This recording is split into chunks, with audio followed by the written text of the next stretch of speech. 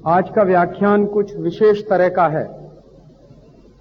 ये ठाणा के डॉक्टर्स लोगों द्वारा आयोजित है, तो स्वाभाविक रूप से मैं वही बात आज ज्यादा करूंगा। हो सकता है ये बातें आपने कभी सुनी ना हो मेरे व्याख्यान में, कि इस देश में जो दवा का क्षेत्र है, ड्रग्स एंड फार्मास्यूटिकल का सेक्टर है, उसमें विदेशी कंपनियां क्या कर रही हैं और इस देश के लोगों के स्वास्थ्य के साथ किस तरह का खिलवाड़ किया जा रहा है।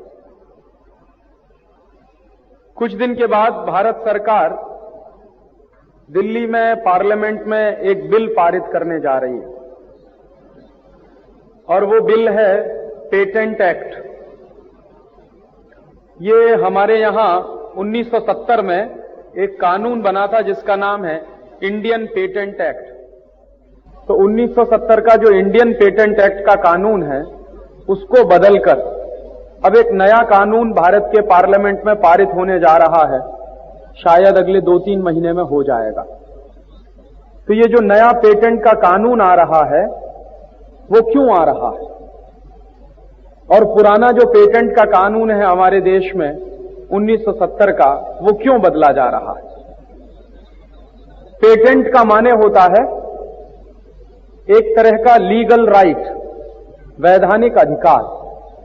माने अगर कोई वैज्ञानिक या कोई व्यक्ति जब किसी चीज का आविष्कार करता है, इन्वेंशन करता है, तो उस चीज के आविष्कार करने वाले व्यक्ति को कुछ समय विशेष के लिए विशेष अधिकार दिया जाता है। जो विशेष अधिकार मिलता है किसी भी व्यक्ति को अपने इन्वेंशन पर, उसी कानूनी अधिकार को तकनीकी भाषा में पेटेंट कहते हैं। तो पेटेंट का माने होता है एक तरह का विशेष कानूनी अधिकार जो हर उस व्यक्ति या कंपनी के पास होता है जो किसी नए वस्तु का आविष्कार करती है। हमारे देश में 1970 से एक खास तरह का पेटेंट एक्ट लागू है। 1970 के पहले हिंदुस्तान में जो पेटेंट एक्ट चलता था वो अंग्रेजों का बनाया हुआ था। जब अंग्रेजों का राज चलता था इस देश में, अंग्रेजों का शासन चलता था, तो उन्होंने इस देश में कई तरह के कानून बनाए थे। तो ऐसा ही एक कानून अंग्रेजों ने बनाया था सन 1911 में, और 1911 में अंग्रेजों की सरकार ने एक पेटेंट एक्ट इस देश में पारित कर दिया था। तो 1911 वाला पेटेंट एक्ट 1970 तक चलता रहा। आजादी मिल गई थी 1947 में, लेकिन आजादी मिलने के लगभग और 12-13 वर्षों तक सिर्फ बहस चलती रही कि हम हमारा पेटेंट एक्ट बदलें कि नहीं बदलें। बहुत मुश्किलों से जाके 1970 में पेटेंट एक्ट बदला गया। पंडित जवाहरलाल नेहरू जो इस देश के पहले प्रधानमंत्री थे, वो अक्सर ये कहा करते थे कि अंग्रेजों के जमाने का जो बनाया हुआ पेटेंट एक्ट है, अगर वो बदला नहीं जाएगा तो हिंदुस्तान का तकनीकी विकास नहीं हो सकता, हिंदुस्तान की टेक्नोलॉजी का डेवलपमेंट नहीं हो सकता। तो हिंदुस्तान में टेक्नोलॉजी का डेवलपमेंट करने के लिए बहुत जरूरी है कि अंग्रेजों के जमाने का बनाया गया पेटेंट एक्ट बदला जाए। ये पंडित नेहरू अक्सर कहा करते थे। उन्होंने ही सबसे पहले पार्लियामेंट में एक बिल पारित करवाया था उस पेटेंट एक्ट के लिए, लेकिन पंडित नेहरू के अपने जमाने में वो लागू नहीं हो पाया। 2 समितियां बनाई थी पंडित नेहरू ने। एक टेकचंद बख्शी हुआ करते थे, बहुत बड़े जज माने जाते थे इस देश में, उनकी अध्यक्षता में एक कमेटी बनाई थी, और एक जस्टिस आयंगर की अध्यक्षता में दूसरी कमेटी बनाई थी। तो दोनों कमेटियों की ये रिकमेंडेशंस थी पार्लियामेंट के लिए कि अंग्रेजों के जमाने का जो बनाया हुआ पेटेंट एक्ट है 1911 का, वो बदल दिया जाए और हिंदुस्तान की सरकार अपने हिसाब से पेटेंट एक्ट बनाए। तो 1970 में वो दूसरा पेटेंट एक्ट इस देश में बना और लागू हुआ। 1970 के पहले जब हमारा पेटेंट एक्ट नहीं था, अंग्रेजों वाला था, तब देश की क्या हालत थी, और 1970 में जब वो पेटेंट एक्ट लागू हो गया तब देश की क्या हालत हुई। इसका एक उदाहरण मैं आपको दूं। एक बार अमेरिका से कुछ सांसद आए थे, अमेरिकन पार्लियामेंट के सेनेटर्स आए थे। वहां अमेरिका की पार्लियामेंट में जो उच्च सदन होता है उसको सेनेट कहते हैं। तो अमेरिका के पार्लियामेंट के कुछ सेनेटर्स हिंदुस्तान में आए थे और उनकी अध्यक्षता के लिए जो व्यक्ति आया था, जो उनका बॉस था, जो उस टीम का लीडर था, उसका नाम था कैफूवर। कैफूवर एक बहुत बड़ा सेनेटर हुआ अमेरिकन पार्लियामेंट में। तो कैफूवर ने हिंदुस्तान में आने के बाद एक स्टेटमेंट किया था और वो स्टेटमेंट हिंदुस्तान के सभी अखबारों में छपा था। हिंदुस्तान की बहुत सारी किताबें हैं जो ड्रग्स एंड फार्मास्यूटिकल के सेक्टर में लिखी गई हैं, उसमें कैफूवर का वो स्टेटमेंट अक्सर रिप्रोड्यूस किया जाता है। वो स्टेटमेंट क्या है? कैफूवर ने कहा कि 1970 के पेटेंट एक्ट के हिंदुस्तान में लागू होने के पहले भारत देश दूसरे देशों से आयात की गई दवाओं पर निर्भर रहता था। 1970 के पहले यह देश बाहर से आने वाली इंपोर्टेड ड्रग्स और मेडिसिन पर चलता था और इस देश में कोई भी जरूरी दवा बनती नहीं थी। जितनी दवाएं थीं वो या तो इंपोर्ट की जाती थीं या मल्टीनेशनल से खरीदी जाती थीं। हिंदुस्तान में ड्रग्स एंड फार्मास्यूटिकल के सेक्टर का टोटल प्रोडक्शन 1970 में कुछ 60-70 करोड़ रुपए के आसपास था बस। तो यहां दवाएं बनती नहीं थी और महत्वपूर्ण दवाएं तो बिल्कुल नहीं बनती थी। जितनी दवाएं बनती थी वो दूसरे देशों में बनती थी, विदेश में बनती थी और वो हिंदुस्तान में इंपोर्ट की जाती थी। तो कैफूवर ने कहा कि 1970 के पहले भारत में ज्यादातर दवाएं बाहर से आयात की जाती हैं, बन नहीं पाती हैं। और 1970 के कानून बनने के बाद, वो इंडियन पेटेंट एक्ट का कानून बनने के बाद, कैफूवर का कहना था कि भारत अपने लिए जरूरी दवाएं उत्पादन करने वाला एक महत्वपूर्ण देश बन गया। माने 1970 के पहले दवाओं का कुल उत्पादन था इस देश में 60-70 करोड़ के आसपास और आज 1997 में हिंदुस्तान में दवाओं का कुल उत्पादन है लगभग 8,000 करोड़ रुपए के आसपास। ये लास्ट ईयर के भारत सरकार के आंकड़े हैं कि जब हम अंग्रेजों के कानून के आधार पर चलते थे तो इस देश में सिर्फ दवाएं बनती थी 70-80 करोड़ रुपए की। जब हमने हिंदुस्तानी कानून बना लिया, अपने हिसाब से कानून बना लिया, तो इस देश में दवाओं का उत्पादन हो गया है करीब 8,000 करोड़ रुपए के आसपास। 1970 में हिंदुस्तान पूरी तरह से बाहर से आने वाली दवाओं पर चलता था और यहां कभी भी कोई गंभीर बीमारी जब फैलती थी तो अक्सर हजारों लाखों लोग इसलिए मर जाते थे कि समय से दवाएं नहीं मिल पाती थी। कई बार इस देश में महामारियां फैली हैं और हजारों लाखों लोग इसलिए मर गए कि समय से बाहर से दवा नहीं आ पाई और लोग मर गए। ये 1970 के पहले की हालत थी। लेकिन आज हम ना सिर्फ अपने देश में दवाओं का उत्पादन कर रहे हैं बल्कि हर साल हिंदुस्तान की सरकार करीब 2,000 करोड़ रुपए की दवाओं का निर्यात कर रही है। 1970 के पहले यह देश नेट इंपोर्टर कंट्री था। पूरी तरह से भारत के काम चलते थे दवाओं के आयात पर। आज हम ना सिर्फ उत्पादन कर रहे हैं बल्कि निर्यात भी कर रहे हैं। तो ये जो चमत्कार हुआ वो कैसे हुआ? और एक तीसरी बात और है जो कैफूवर ने कही रिपोर्ट में। कैफूवर ने कहा कि दुनिया के तमाम अमीर देशों में, माने जिनको हम फर्स्ट वर्ल्ड कंट्रीज कहते हैं, America, Britain, Germany, France, Sweden, Japan, ऐसे तमाम देश जिनको फर्स्ट वर्ल्ड कंट्रीज कहा जाता है, तो दुनिया के तमाम अमीर देशों में दवाओं की जो कीमतें हैं और जो क्वालिटी है, तो क्वालिटी के हिसाब से हिंदुस्तान में बनने वाली दवाएं दुनिया के किसी भी देश की दवा के टक्कर में हैं और कीमतों के हिसाब से हिंदुस्तान में बनने वाली दवाएं दुनिया के तमाम अमीर देशों में बनने वाली दवाओं से 20-20 गुनी सस्ती हैं। जैसे मैं एक उदाहरण दूं आपको, एक टैबलेट है उसका नाम है जेंटेक। जेंटेक टैबलेट हिंदुस्तान में बनती है, अमेरिका में भी बनती है। तो हिंदुस्तान में अगर आप 300 mg की जेंटेक टैबलेट को खरीदने जाइए तो एक स्ट्रिप, माने 10 गोलियों का एक स्ट्रिप जेंटेक टैबलेट का इस देश में लगभग 30-35 रुपए के आसपास है और अमेरिका में वही जेंटेक टैबलेट का 10 गोलियों का एक स्ट्रिप 750 रुपए का है अमेरिका में। और ऐसी एक नहीं, मैंने एक लिस्ट बनाई है दवाओं की। हमारी एक छोटी सी पुस्तक है जिसका नाम है मौत का व्यापार करके। उस पुस्तक में एक लिस्ट दिया है कि हिंदुस्तान में बनने वाली दवाएं 5 रुपए की, 7 रुपए की, 8 रुपए की 10 टैबलेट्स तक मिल सकती हैं। वही दवाएं अमेरिका में 700 रुपए में, 800 रुपए में, 1000 रुपए में, 1500 रुपए में, इससे कम की नहीं। तो कैफूवर ने कहा था यह बात कि 1970 का अगर इंडियन पेटेंट एक्ट ना बना होता भारत में, तो भारत में कभी भी लोगों को दवाएं उपलब्ध नहीं हो पाती इतने सस्ते दाम पर। तो आज हम दुनिया में ना सिर्फ बेस्ट क्वालिटी की दवाएं पैदा कर रहे हैं, बल्कि दुनिया में सबसे सस्ती दवाएं पैदा करने वाले देशों में भारत इस समय नंबर 1 पर है। दूसरा नंबर है बांग्लादेश का। तो ये जो चमत्कार हुआ इस देश में, वो चमत्कार हुआ एक कानून की वजह से, और उस कानून का नाम है इंडियन पेटेंट एक्ट 1970। अब क्या हो रहा है, उस इंडियन पेटेंट एक्ट के कारण हिंदुस्तान में इस समय दवा बनाने वाली करीब 18,000 स्वदेशी कंपनियां हैं जो रजिस्टर्ड हैं।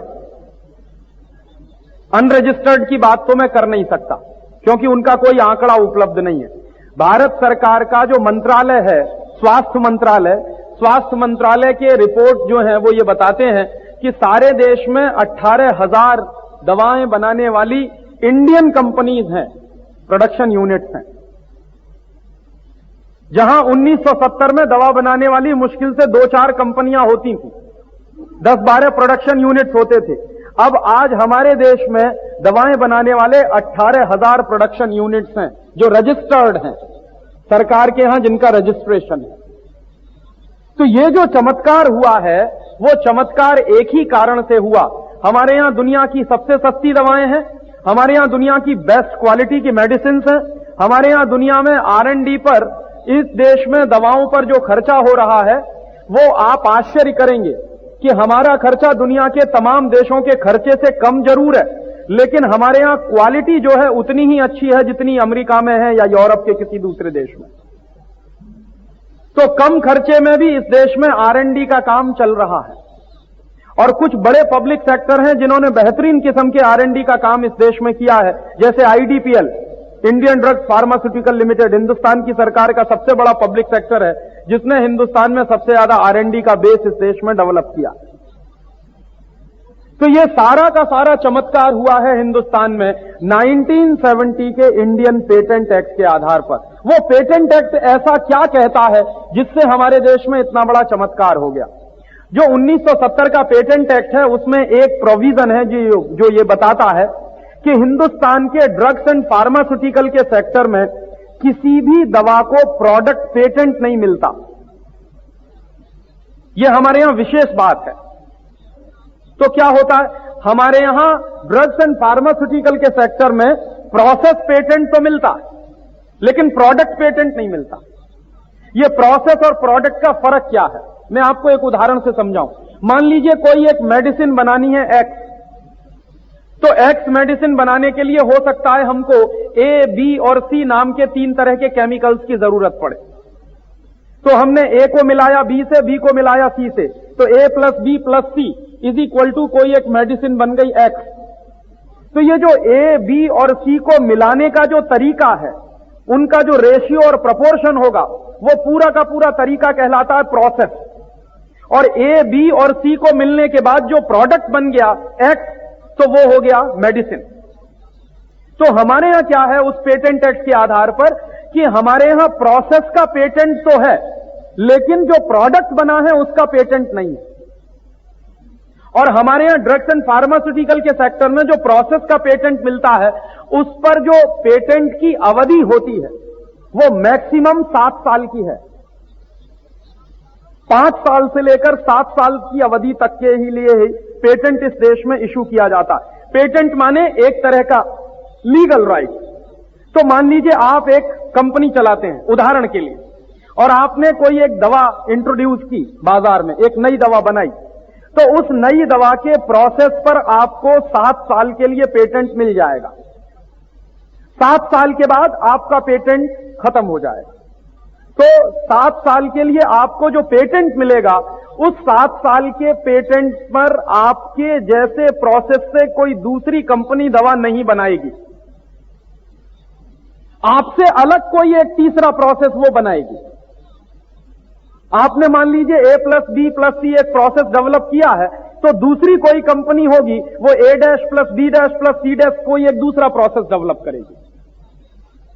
तो एक प्रोसेस पर जिसको पेटेंट मिल गया तो 7 साल तक उस व्यक्ति का उस पर अधिकार होता है।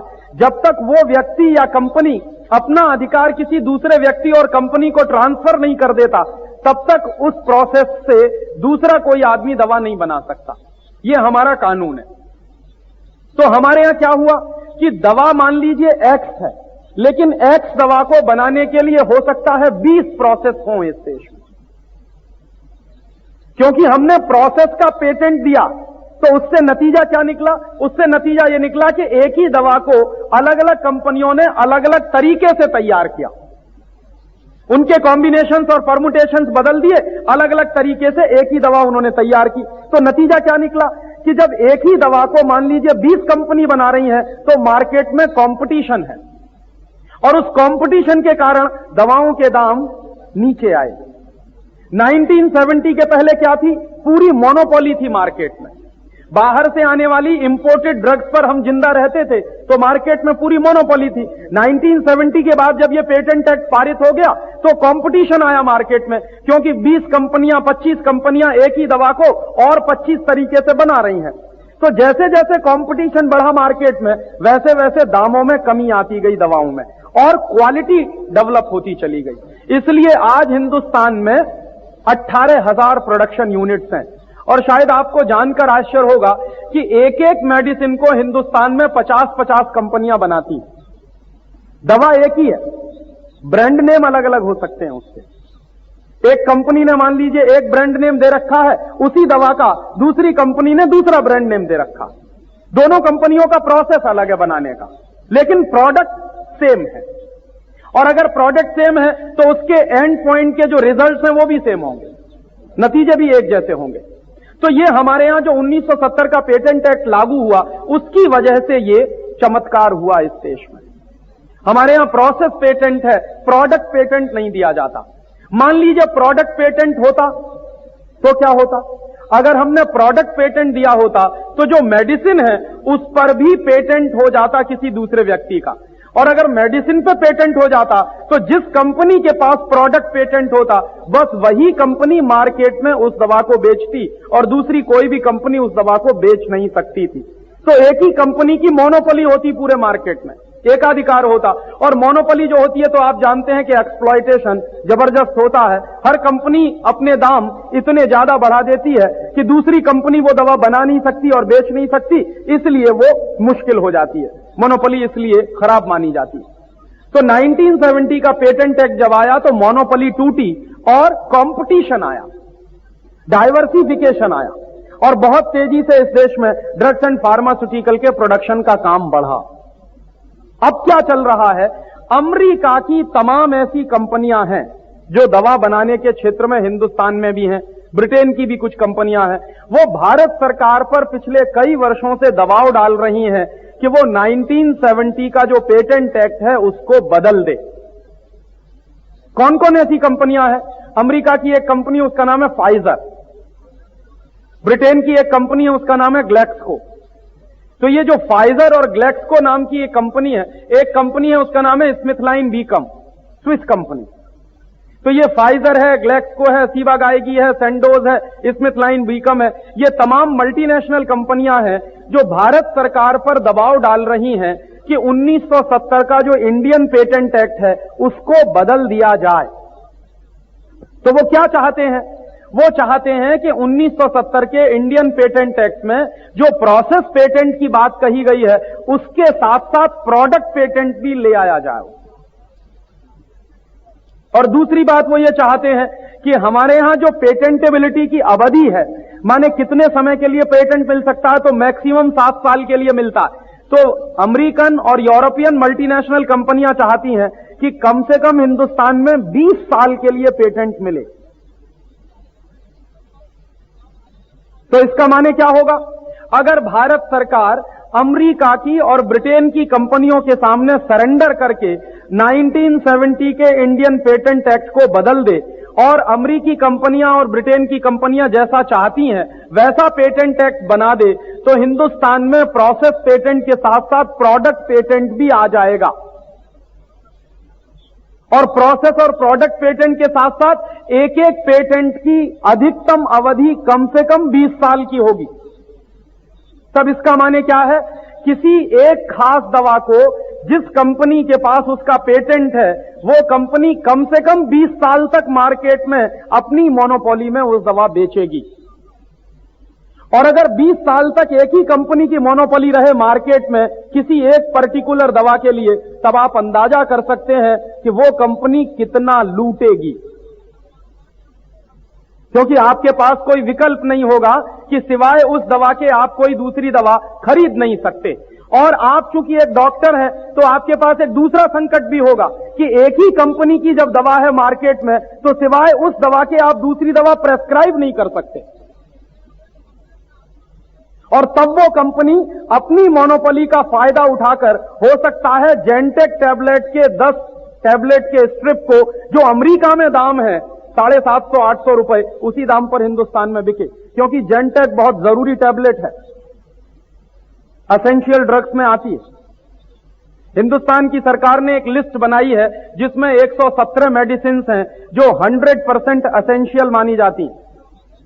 हाथी कमीशन की एक रिपोर्ट आई थी इस देश में, उस हाथी कमीशन की रिपोर्ट ने बताया था कि 117 दवाएं तो बहुत जरूरी हैं और उन बहुत जरूरी दवाओं में रेनिटिडीन एक दवा है जिसको जेंटेक कहते हैं, उसका ब्रांड नेम जेंटेक है, मूल नाम उस दवा का रेनिटिडीन है। तो रेनिटिडीन एक बहुत जरूरी दवा है। ऐसे ही एक डाइक्लोफेनेक है जिसको वोवेरॉन के नाम से बेचा जाता है सारे देश में। तो वोवेरॉन जो है उसका ब्रांड नेम है, डाइक्लोफेनेक उसका ओरिजिनल नेम है, मेडिसिन का अपना नाम है। तो डाइक्लोफेनेक भी एक बहुत जरूरी दवा है, मूल दवा है। तो ऐसी जो मूल दवाएं हैं जिनकी संख्या इस समय भारत में 117 है, वर्ल्ड हेल्थ ऑर्गेनाइजेशन की लास्ट ईयर की जो रिपोर्ट आई है वो ये बता रही है कि हिंदुस्तान में अभी कुछ और ऐसी 150 से ज्यादा मेडिसिन डेवलप हुई हैं पिछले 10 साल में जिनको जरूरी माना जा सकता है। तो उसको भी अगर हम ध्यान में रखें तो कुछ 250 दवाएं ऐसी हैं जो बहुत जरूरी हैं। और इन बहुत जरूरी 250 दवाओं के क्षेत्र में मान लीजिए किसी मल्टीनेशनल कंपनी ने प्रोडक्ट पेटेंट भी ले लिया और प्रोसेस पेटेंट भी ले लिया, तब तो हिंदुस्तान के लोगों के पास सिवाय मरने के दूसरा कोई रास्ता नहीं बचेगा। और इतना बड़ा खतरा इस देश के सामने है। दुर्भाग्य क्या है, भारत सरकार ने अमेरिका की फाइजर और अमेरिकन लेबोरेटरी, ब्रिटेन की ग्लेक्सको, यूरोप की सीवागाई, सेंडोज, स्मिथलाइन बीकम, ऐसी 10-12 बड़ी बड़ी मल्टीनेशनल कंपनियों के सामने इस समय की सरकार ने पूरी तरह से सरेंडर कर दिया। और इसी सरेंडर के साथ भारत सरकार ने अनाउंस कर दिया है कि ये जो बड़ी बड़ी बहुराष्ट्रीय कंपनियां जैसा चाहती हैं वैसा ही कानून इस देश में बनने जा रहा है अगले 2 महीने के बाद। और उस कानून में जो सबसे खतरनाक बात है वो 2 बातें हैं जो मैं आपसे शेयर कर रहा हूं। पहली बात कि उस कानून में प्रोसेस पेटेंट के साथ साथ प्रोडक्ट पेटेंट भी है, और दूसरी सबसे खतरनाक बात कि पेटेंट की कम से कम अवधि 20 साल की है। अब इसमें आप तो डॉक्टर हैं तो एक छोटी सी टेक्निकल बात आप मेरी बड़ी आसानी से समझ सकते हैं कि मान लीजिए एक प्रोसेस से मैंने एक पेटेंट ले लिया किसी एक प्रोसेस पर। सपोज करिए A+B+C एक प्रोसेस है, उस पर मैंने पेटेंट ले लिया, और A+B+C से बनने वाला जो प्रोडक्ट है X, उस पर भी मैंने पेटेंट ले लिया, क्योंकि दोनों ही पेटेंटेबल हैं। नया कानून जो आ रहा है उसमें प्रोसेस भी पेटेंटेबल है, प्रोडक्ट भी पेटेंटेबल है। तो मैंने A+B+C पे पहले पेटेंट ले लिया, फिर उसके बाद जो X प्रोडक्ट बना उस पर दोबारा पेटेंट ले लिया, तो A+B+C का मेरा पेटेंट 20 साल चलेगा, और जो प्रोडक्ट आया X उस पर भी पेटेंट अगले 20 साल तक चलेगा। और मान लीजिए जब मेरे पेटेंट की अवधि 20 साल की पूरी हो गई तो मैंने 20 साल में एक दिन पहले, ठीक एक दिन पहले A+B+C को थोड़ा सा चेंज किया और मैंने कर दिया A+B+½ C, या ऐसा कर दिया A+B+2C, तो क्या होगा? प्रोसेस भी बदल गया और प्रोडक्ट भी बदल गया, लेकिन प्रोडक्ट का जो रिजल्ट होंगे वो पूरी तरह से नहीं बदलेंगे। थोड़े रिजल्ट बदलेंगे, ज्यादा रिजल्ट नहीं बदलेंगे, क्योंकि उनमें ए कंपोनेंट भी है, बी कंपोनेंट भी है, बस सी कंपोनेंट में थोड़ा सा मैंने फ्रैक्शंस चेंज कर दिए, कुछ माइक्रो लेवल के मैंने फ्रैक्शंस उसमें चेंज कर दिए। तो फिर एक नया पेटेंट अगले 20 साल के लिए मुझे फिर मिल गया और अगले 20 साल के लिए प्रोडक्ट का भी मिल गया। तो इसका माने क्या हुआ? कम से कम 40 साल तक मेरी मोनोपोली को कोई मार्केट में चैलेंज नहीं कर सकेगा। तो इसका माने 40 साल तक लोगों को मरना पड़ेगा। जो दाम तय करेगी मल्टीनेशनल कंपनी, उसी दाम पर वो दवाएं आपको खरीदनी पड़ेंगी। और एक तीसरी और खतरनाक बात जो हो रही है, सरकार ने जो सरेंडर किया है मल्टीनेशनल कंपनियों के सामने, हमारे यहां एक कानून चलता था जिसका नाम था DPCO, drug price control order. और यह डीपीसीओ कानून क्यों चलता है? यह डीपीसीओ कानून इसलिए चलता है कि बहुत सारी ऐसी कंपनियां हैं इस देश में जो हजारों प्रतिशत का मुनाफा कमाती। आप तो डॉक्टर हैं, इसलिए आप जानते हैं कि जिस दवा का कॉस्ट ऑफ प्रोडक्शन 2 पैसा, 5 पैसा, 10 पैसे का आता है, वो दवा बाजार में 10 रुपए की, 12 रुपए की, 15 रुपए की बड़े आराम से बिकती। और दवा का क्षेत्र एक ऐसा क्षेत्र है जिसमें मरने वाला आदमी कॉस्ट ऑफ प्रोडक्शन नहीं पूछता, घर का गहना भी बेचेगा, घर का सामान भी बेच देगा, मरीज को बचाना उसके लिए सबसे प्रमुख लक्ष्य होता। तो जितनी महंगी से महंगी दवा होगी वो बेचारा चुपचाप उसको खरीद कर लाता, भले ही उस दवा को करने में उसके घर की संपत्ति ही क्यों ना बिक जाए। तो अगर मान लीजिए 40 साल तक किसी एक कंपनी की पूरी मोनोपोली रहे मार्केट में, तब आप जरा कल्पना करिए कि दृश्य क्या होगा। 1970 के पहले की हालत इस देश में वापस लौट आएगी। और तीसरी और एक सबसे खतरनाक बात उस पेटेंट एक्ट में जो होने जा रही है वो ये कि हमारे यहां अब तक क्या होता था कि जिस कंपनी को पेटेंट दिया जाता, उस कंपनी से ये एग्रीमेंट करती है सरकार कि आपको जिस दवा के लिए पेटेंट दिया जा रहा है, पेटेंट मिलने की एक निश्चित अवधि में आप उस दवा का उत्पादन शुरू कर दें। नहीं तो क्या है, बहुत सारी कंपनियां क्या करती हैं, पेटेंट लेके बैठ जाती हैं, ना खुद उत्पादन करती हैं, ना किसी दूसरे को करने देते हैं। हां, बेईमानी तो इस देश में इतनी भयंकर है। तो बहुत सारी कंपनियां इसलिए पेटेंट रजिस्टर्ड कराती हैं ताकि दूसरा कोई आदमी वो माल ना बना सके। तो हमारे यहां नियम है, नियम यह है, उसको हम लोग तकनीकी भाषा में कहते हैं कंपलसरी लाइसेंसिंग का नियम है वो। तो कंपलसरी लाइसेंसिंग का नियम यह है कि जिस कंपनी को पेटेंट मिला, उस कंपनी को पेटेंट मिलने की एक निश्चित अवधि में उत्पादन करना ही पड़ेगा। और एक दूसरी बात कि वो कंपनी जब उत्पादन करेगी तो उसको स्थानीय संसाधनों का ही इस्तेमाल करना पड़ेगा। नहीं तो कई बार क्या होता है, जैसे मान लीजिए फाइजर एक कंपनी है, उसको मान लीजिए पेटेंट मिल गया किसी दवा पे, तो फाइजर क्या करेगा, वो यहां नहीं बनाएगा, वो कहेगा हमारी अमेरिका की जो यूनिट है वहां से जो बनती है उसको हम हिंदुस्तान में लाएंगे, क्योंकि बाहर से लाने वाली दवा में उनको ट्रांसफर प्राइसिंग का मौका मिल जाएगा। जो दवा आपके देश में 5 रुपए में बन जाएगी वो अमेरिका में 950 1000 रुपए की होगी। तो यहां अगर वो 5 रुपए में बेचेंगे तो प्रॉफिट मार्जिन बहुत कम होगा। वही दवा अगर 950 में बिकना शुरू हो जाएगी तो प्रॉफिट मार्जिन बढ़ जाएगा। इसलिए वो कोई भी कंपनी क्या करती है बदमाशी के लिए कि पेटेंट हासिल करने के बाद ना तो प्रोडक्शन करती है और ना इंपोर्ट सब्स्टिट्यूट पैदा करती है। तो हमारे यहां 1970 का जो पेटेंट एक्ट है उसमें यह प्रोविजन है कि जिस कंपनी को भी पेटेंट मिलेगा वो कंपनी को एक निश्चित समय में दवा का उत्पादन करना पड़ेगा, नंबर 1। और नंबर 2, जिस दवा पर पेटेंट मिला है उस दवा को आप इंपोर्ट नहीं करेंगे, वो आपको लोकली मैन्युफैक्चर करनी ही पड़ेगी। और अगर आपने नहीं की तो आपका पेटेंट रिवोक कर दिया जाएगा, रद्द कर दिया जाएगा और किसी दूसरी कंपनी को दे दिया जाएगा। तो अभी जो नया पेटेंट एक्ट बनने जा रहा है, जिसको भारत सरकार बनाने जा रही है मल्टीनेशनल के सामने सरेंडर करके, उसमें यह व्यवस्था है कि कोई भी कंपनी जो पेटेंट हासिल कर लेगी तो वो जो पेटेंट होगा वो इक्विवेलेंट होगा इंपोर्ट के। इस बात को समझिए कि मान लीजिए कोई कंपनी ने पेटेंट लिया है किसी एक दवा पर और उसी दवा को वो कंपनी इंपोर्ट करके ला रही है अपने देश से, तो वो जो इंपोर्टेशन है वो इज इक्वल टू होगा पेटेंटेड। तो बाहर से आने वाली दवा का जो इंपोर्ट होगा वो अगर हिंदुस्तान के लोकल प्रोडक्शन के हैसियत का माना जाएगा तो कोई भी कंपनी यहां दवा बनाएगी नहीं, क्योंकि यहां दवा बनाने में प्रॉफिट मार्जिन बहुत कम है।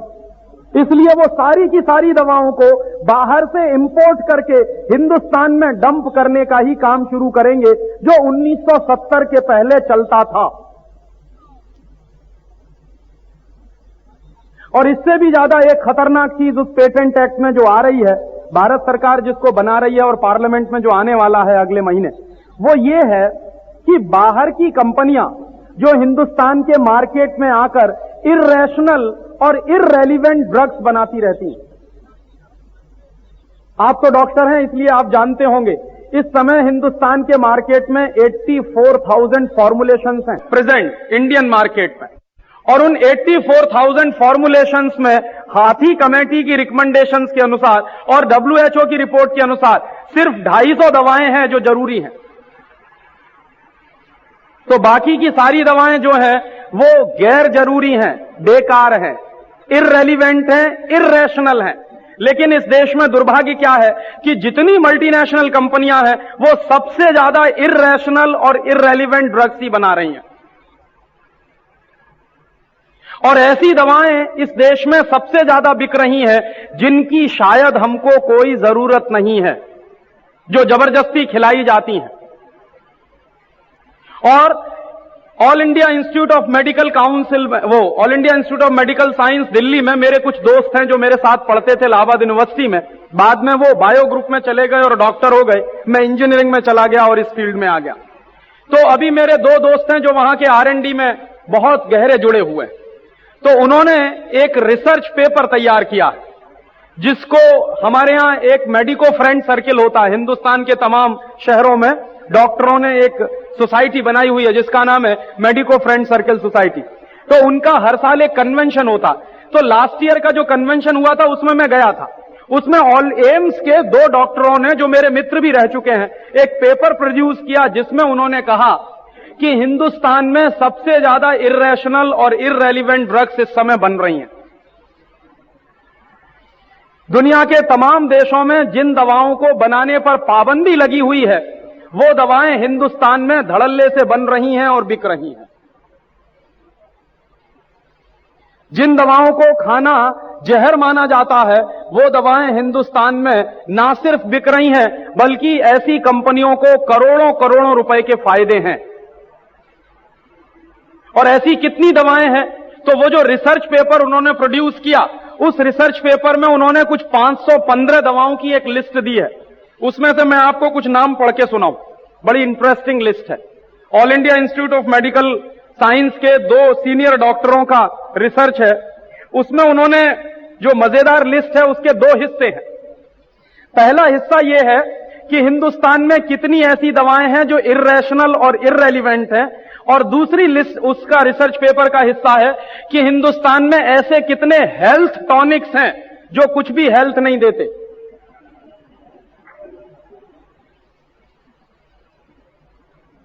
आप एक नहीं 100, 200, 500 हेल्थ टॉनिक के डिब्बे खा लीजिए, आपकी हेल्थ में 1% भी वृद्धि होने वाली नहीं है। तो जो इर्रेशनल, इररेलीवेंट हेल्थ टॉनिक्स हैं और इर्रेशनल और इररेलीवेंट दवाएं हैं, उनके बारे में उन्होंने एक लिस्ट बनाई है। मैं उसमें आपको कुछ नाम पढ़कर सुनाऊं। इस देश में सबसे ज्यादा शायद बिकने वाली दवा है इस समय ब्रूफेन। और ब्रूफेन के बारे में उन्होंने कहा है कि यह दुनिया के 15 देशों में बैन है, और वो सारे के सारे 15 देश हैं developed countries, America, Canada, Germany, France, Sweden, Switzerland, Britain. और क्यों बैन है? तो वो कहते हैं कि ब्रूफेन से आंतों में घाव हो जाता है और अल्सर भी हो जाता है कई बार। और बड़ी इंटरेस्टिंग स्टडी है उन दोनों डॉक्टर्स की। इंटरेस्टिंग स्टडी क्या है? उन्होंने एक उदाहरण लिया है उसमें, और वो उदाहरण हम सबको समझ में आ सकता है। वो कहते हैं कि मान लें शरीर में कहीं दर्द हो रहा, और हमने कहा कि आप ब्रूफेन खा लीजिए, और उस बेचारे मरीज ने ब्रूफेन खरीद के खा लिया। सच्चाई में जितना दर्द है उसको ठीक करने के लिए हो सकता है 5 मिलीग्राम ब्रूफेन की जरूरत पड़े, या हो सकता है 4 मिलीग्राम या 3 मिलीग्राम ही जरूरत पड़े, या हो सकता है ज्यादा से ज्यादा 10 मिलीग्राम की जरूरत पड़े। लेकिन टैबलेट है 400 mg का, या टैबलेट है 250 mg का, या टैबलेट है मान लीजिए 300 mg का। तो वो डॉक्टर्स कहते हैं कि आपको अगर 10 मिलीग्राम की जरूरत है वो दर्द ठीक करने के लिए, लेकिन आपने टैबलेट खा लिया है 250 mg का, तो वो जो चला गया शरीर के अंदर उसमें से 10 मिलीग्राम तो काम में आएगा, लेकिन जो बचा हुआ 240 मिलीग्राम है वो शांत नहीं बैठने वाला, वो कुछ ना कुछ करेगा, और वो जो कुछ करेगा उसका रिजल्ट ये निकल सकता है कि हो सकता है आपकी आंतों में घाव पैदा कर दे, हो सकता है आपको अल्सर की बीमारी बना दे, हो सकता है आपको ऐसी और कोई तीसरी बीमारी पैदा कर दे। इसलिए यूरोप के देशों में ब्रूफेन बैन है, लेकिन हिंदुस्तान में बहुत धड़ल्ले से बिकती है। ऐसे ही एक दूसरी दवा के बारे में उन्होंने कहा है एस्पिरिन। एस्पिरिन दुनिया के 40 से ज्यादा देशों में बैन है, लेकिन हिंदुस्तान में धड़ल्ले से बिक रही है। एक ऐसी ही दवा के बारे में उन्होंने लिखा पैरासीटामोल। पैरासीटामोल दुनिया के 12-15 देशों में इस समय बिकती नहीं। जापान ने अभी 3 साल पहले पैरासीटामोल को बैन किया। कारण क्या है? वर्ल्ड हेल्थ ऑर्गेनाइजेशन का एक जर्नल मेरे आता है, जहां इलाहाबाद में मैं जिस रिसर्च इंस्टीट्यूट में काम करता हूं वहां दुनिया भर के तमाम जर्नल्स में मंगाता हूं, तो WHO के जर्नल्स रेगुलर मेरे यहां आते हैं। तो पिछले 3 साल पहले का जो WHO का जर्नल आया उसमें उन्होंने बताया कि पैरासीटामोल खाकर जापान में करीब 1.5 लाख बच्चे पैरालिटिक हो गए, अपंग हो गए। और वहां जापान में अक्सर डॉक्टर पैरासीटामोल को एंटीपायरेटिक के रूप में इस्तेमाल करते हैं। तो 1.5 लाख बच्चे जब अपंग हो गए और पैरालिटिक हो गए तो वहां की जापान की सरकार ने कमीशन बिठाया, और उस कमीशन की रिपोर्ट आई। उस रिपोर्ट को WHO ने अपने जर्नल में रिप्रोड्यूस किया, और वो रिपोर्ट यही कह रही है कि जापान के डॉक्टरों ने पता लगाया कि बहुत अधिक मात्रा में पैरासीटामोल खाने के कारण जापान के बच्चे अपंग हो गए, लकवे के मरीज हो गए। उसके तुरंत बाद जापानीज गवर्नमेंट ने पैरासीटामोल को बैन कर दिया, लेकिन हमारे यहां धड़ल्ले से बिक रहा है पैरासीटामोल, और अक्सर इस देश के छोटे छोटे बच्चे पैरासीटामोल खा रहे हैं। कभी कभी तो इस देश में लोग जो हैं बिना डॉक्टर के पास जाए खुद अपनी डॉक्टरी शुरू कर देते हैं। तो उनका क्या करें? जरा सा बुखार आया, पड़ोसी आपको आ जाएगा सुझाव देने के लिए कि पैरासीटामोल ले लो। जुकाम हो गया तो पड़ोसी आ जाएगा आपको बताने के लिए कि कोल्डारिन ले लो। यहां तो प्रॉब्लम एक और बड़ी कि हर व्यक्ति इस देश में बड़ा भारी डॉक्टर है, तो कभी कभी तो डॉक्टर के पास जाने की जरूरत ही नहीं प्रेस्क्रिप्शन के लिए, वो खुद ही प्रेस्क्रिप्शन कर लेते हैं और बीमारी चालू हो जाती है फिर। और ऐसी कुछ 515 दवाएं हैं। इसमें एक दवा और है जो इस देश में बहुत बिकती है, प्लेसिडॉक्स। प्लेसिडॉक्स इस देश में बहुत बिक रही है, और प्लेसिडॉक्स के बारे में है कि हमारा जो नर्वस सिस्टम है उस पर सबसे ज्यादा साइड इफेक्ट हैं प्लेसिडॉक्स के। इसलिए प्लेसिडॉक्स दुनिया के करीब 12-13 देशों में बिकती नहीं। तो ऐसी 515 मेडिसिन हैं जो दुनिया के तमाम देशों में बंद कर दी गई हैं, लेकिन हिंदुस्तान में धड़ल्ले से बिक रही हैं। और इनमें एक दूसरे दुख और दुर्भाग्य की बात है, उस रिसर्च पेपर में उन्होंने ये प्रोड्यूस किया कि बहुत सारी ऐसी दवाएं हैं जो कई कई नामों से बिक रही हैं। और उसमें क्या होता है मैं आपको बताऊं।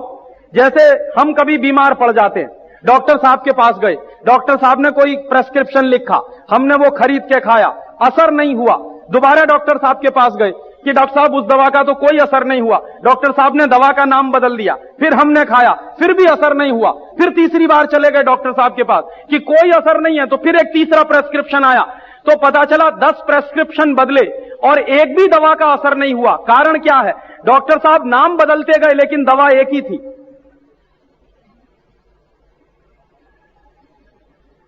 और इसका कारण क्या है? इसका जो सबसे बड़ा कारण है, दुनिया के जितने अमीर देश हैं, कई यूरोपियन देशों में मैं गया हूं, किसी भी यूरोपियन देश में कोई भी दवा ब्रांड नेम से नहीं बिकती।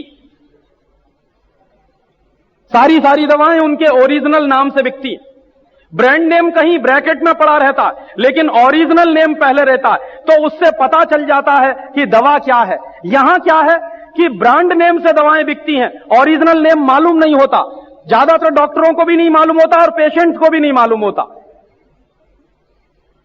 और इस देश में हमारे जैसे बहुत सारे लोग, कम से कम हम लोग आजादी बचाओ आंदोलन की तरफ से पिछले 5 साल से पार्लियामेंट के एमपीज को यह समझाने की कोशिश कर रहे हैं कि एक ऐसा कानून इस देश में बनना चाहिए जिससे दवाएं ब्रांड नेम से ना बिके, उनके ओरिजिनल नेम से बिके। और अगर यह यूरोप और अमेरिका में हो सकता है तो हिंदुस्तान में क्यों नहीं हो सकता? लेकिन वो होने नहीं दिया जा रहा है, क्योंकि अगर ब्रांड नेम छोड़कर उनके ओरिजिनल नाम से दवाएं बिकना शुरू हो गई तो ये एक ही दवा 40 नाम से कैसे बिकेगी, और उसमें करोड़ों करोड़ों का जो घोटाला है वो कैसे हो पाएगा? तो जो दवा का क्षेत्र है वो हिंदुस्तान में सबसे बड़े सेवा के क्षेत्र के रूप में जाना जाता। और इस देश में जितने लोग डॉक्टर्स बनते हैं और डॉक्टर बनने के बाद जो काम करते हैं वो एक सेवा के रूप में ही इस देश में दिया जाता।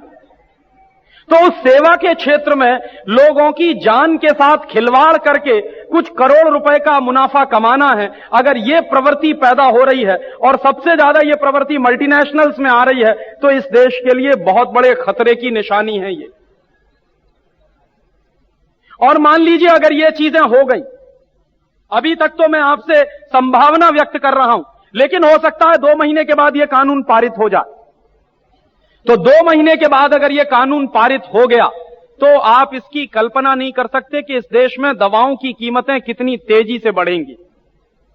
3 साल पहले लिबरलाइजेशन और ग्लोबलाइजेशन के नाम पर मनमोहन सिंह जब इस देश के वित्त मंत्री बने थे तो उन्होंने डीपीसीओ खत्म किया था, ड्रग प्राइस कंट्रोल ऑर्डर खत्म किया था। तो जैसे ही डीपीसीओ खत्म हुआ है, आप देखिए पिछले 3 साल में दवाओं की कीमतें कम से कम 10 गुनी तक बढ़ी हैं। पिछले 3 साल मेरे शहर में एक बहुत बड़े डॉक्टर हैं इलाहाबाद में, वो अक्सर मुझको कहते हैं कि राजीव, पिछले 40 साल में दवाओं की कीमतों में जो बढ़ोतरी नहीं हुई है वो पिछले 3, 4, 5 साल में हो गई है इतने तेजी से। और अभी सिर्फ डीपीसीओ खत्म हुआ है तब ये हालत है। मान लीजिए ये पूरा पेटेंट एक्ट ही बदल गया और उसके आधार पर जो अमेरिकन और मल्टीनेशनल कंपनियां चाहती हैं वो पेटेंट एक्ट आ गया, तब तो आप कल्पना नहीं कर सकते कि क्या होगा इस देश में। नियम चलता और कम से कम 20 साल के लिए वो कानून वहां पर है, जैसे अमेरिका, जैसे कनाडा, जैसे जर्मनी, जैसे फ्रांस, जैसे ब्रिटेन, इन तमाम देशों में आप देख लीजिए इलाज करवाना दुनिया में सबसे ज्यादा महंगा है अमेरिका में। अमेरिका में कोई भी मरीज अपने इलाज के बारे में तब तक सोच नहीं सकता जब तक उसका इंश्योरेंस ना हो। बिना इंश्योरेंस के अमेरिका में इलाज कराना माने घर बार सब बेच देना। छोटी से छोटी बीमारी का इलाज करवाने में लाखों खर्च हो जाते हैं वहां पर। तो इतना हाई कॉस्ट है ट्रीटमेंट का। कारण क्या है? हाई कॉस्ट ट्रीटमेंट का अमेरिका में इसलिए है क्योंकि उनके यहां प्रोडक्ट पेटेंट चलता और कम से कम 20 साल के लिए उनके यहां मोनोपोली है एक एक कंपनी की पूरे मार्केट में एक एक दवा पर। तो वो कंपनी जब तक उसका पेटेंट रहता है तब तक मनमानी कीमतें वसूलती है। और अमेरिका में इस समय जितनी मेडिसिन बिक रही हैं उन मेडिसिन में करीब 90% मेडिसिन हैं पेटेंटेड मेडिसिन हैं। और हिंदुस्तान में इस समय क्या हालत है? इस समय हमारे देश में जितनी मेडिसिन बिक रही हैं उनमें मुश्किल से 10 to 15% मेडिसिन पेटेंटेड हैं, बाकी सारी ऑफ पेटेंटेड है। और ऑफ पेटेंटेड होने का फायदा क्या होता है? कोई भी दूसरी कंपनी, कोई भी तीसरी कंपनी, कोई भी चौथी कंपनी उससे ज्यादा किसी अच्छे प्रोसेस से, उससे ज्यादा किसी सस्ते तरीके से वो दवा बना सकती है और मार्केट में बेच सकती है। पेटेंटेड होने का माने हर उस कंपनी को दवा बनाने से रोका जाए जो मार्केट में इनोवेट करने के लिए आना चाहती। और एक सबसे खतरनाक चीज इस कानून में जो होने जा रही है, हमारे यहां एक नए तरह का कानून आ रहा है, ये जो पेटेंट एक्ट आ रहा है, इसमें चोरी अगर की किसी ने, जैसे मान लीजिए अमेरिकन कंपनी का पेटेंट है किसी मेडिसिन पे और हिंदुस्तान की किसी कंपनी ने उस मेडिसिन को बनाया और मार्केट में बेचा, तो इसका माने उस अमेरिकन कंपनी के पेटेंट का वायलेशन किया आपने। तो अमेरिकन कंपनी के पेटेंट का जब वायलेशन किया तो आपके ऊपर केस जब चलेगा तो उस केस में स्थिति क्या होगी? उस केस में स्थिति कुछ इस तरह की होगी, जैसे मैं एक उदाहरण से आपको समझाऊं।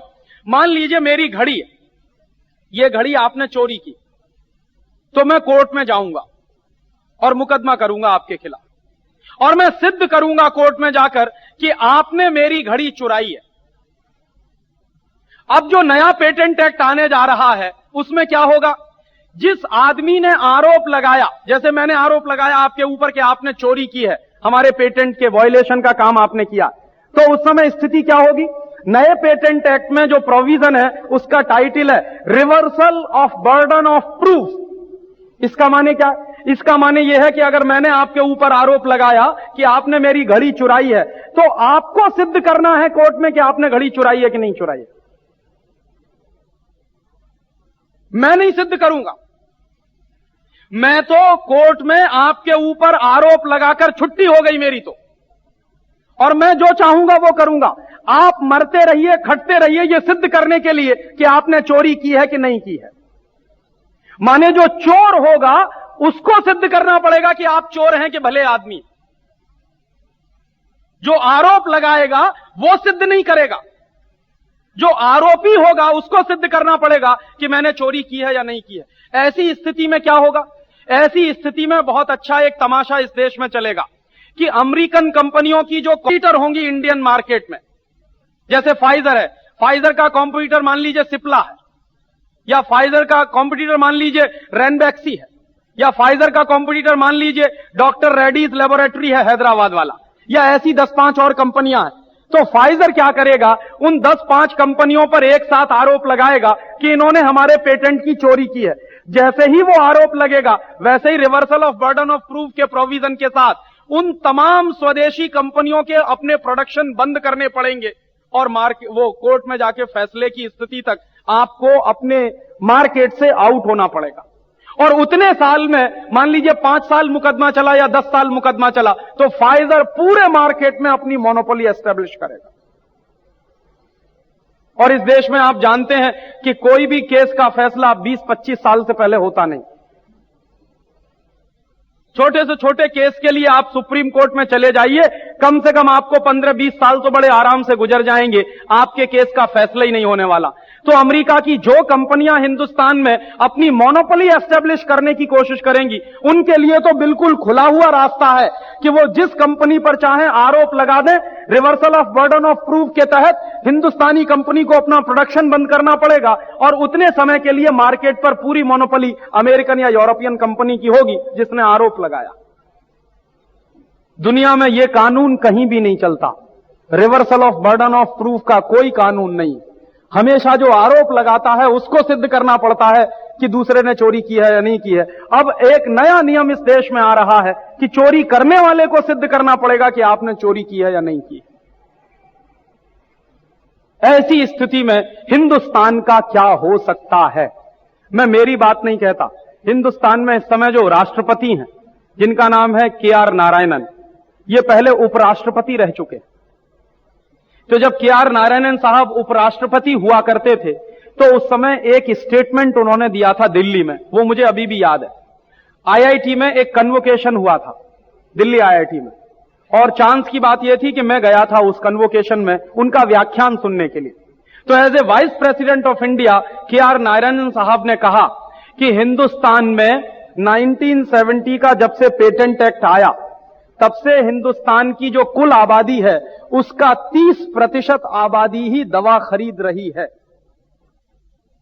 जो हमारी टोटल पॉपुलेशन है हिंदुस्तान की, उस पॉपुलेशन का सिर्फ 30% हिस्सा दवा खरीद पाता है। यह तब उन्होंने कहा जब हिंदुस्तान में दवाएं दुनिया की सबसे सस्ती दवाएं मानी जाती।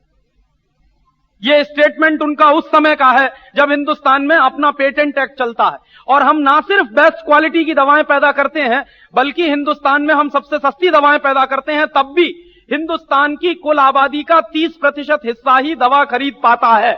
70% लोग तो अभी भी दवा खरीदने की स्थिति में नहीं है। मान लीजिए ये नया पेटेंट एक्ट आ गया, तब क्या होगा? तब तो शायद ये होगा कि हिंदुस्तान की पूरी आबादी का मुश्किल से 5 से 10% हिस्सा ही दवा खरीदने की हैसियत रखेगा,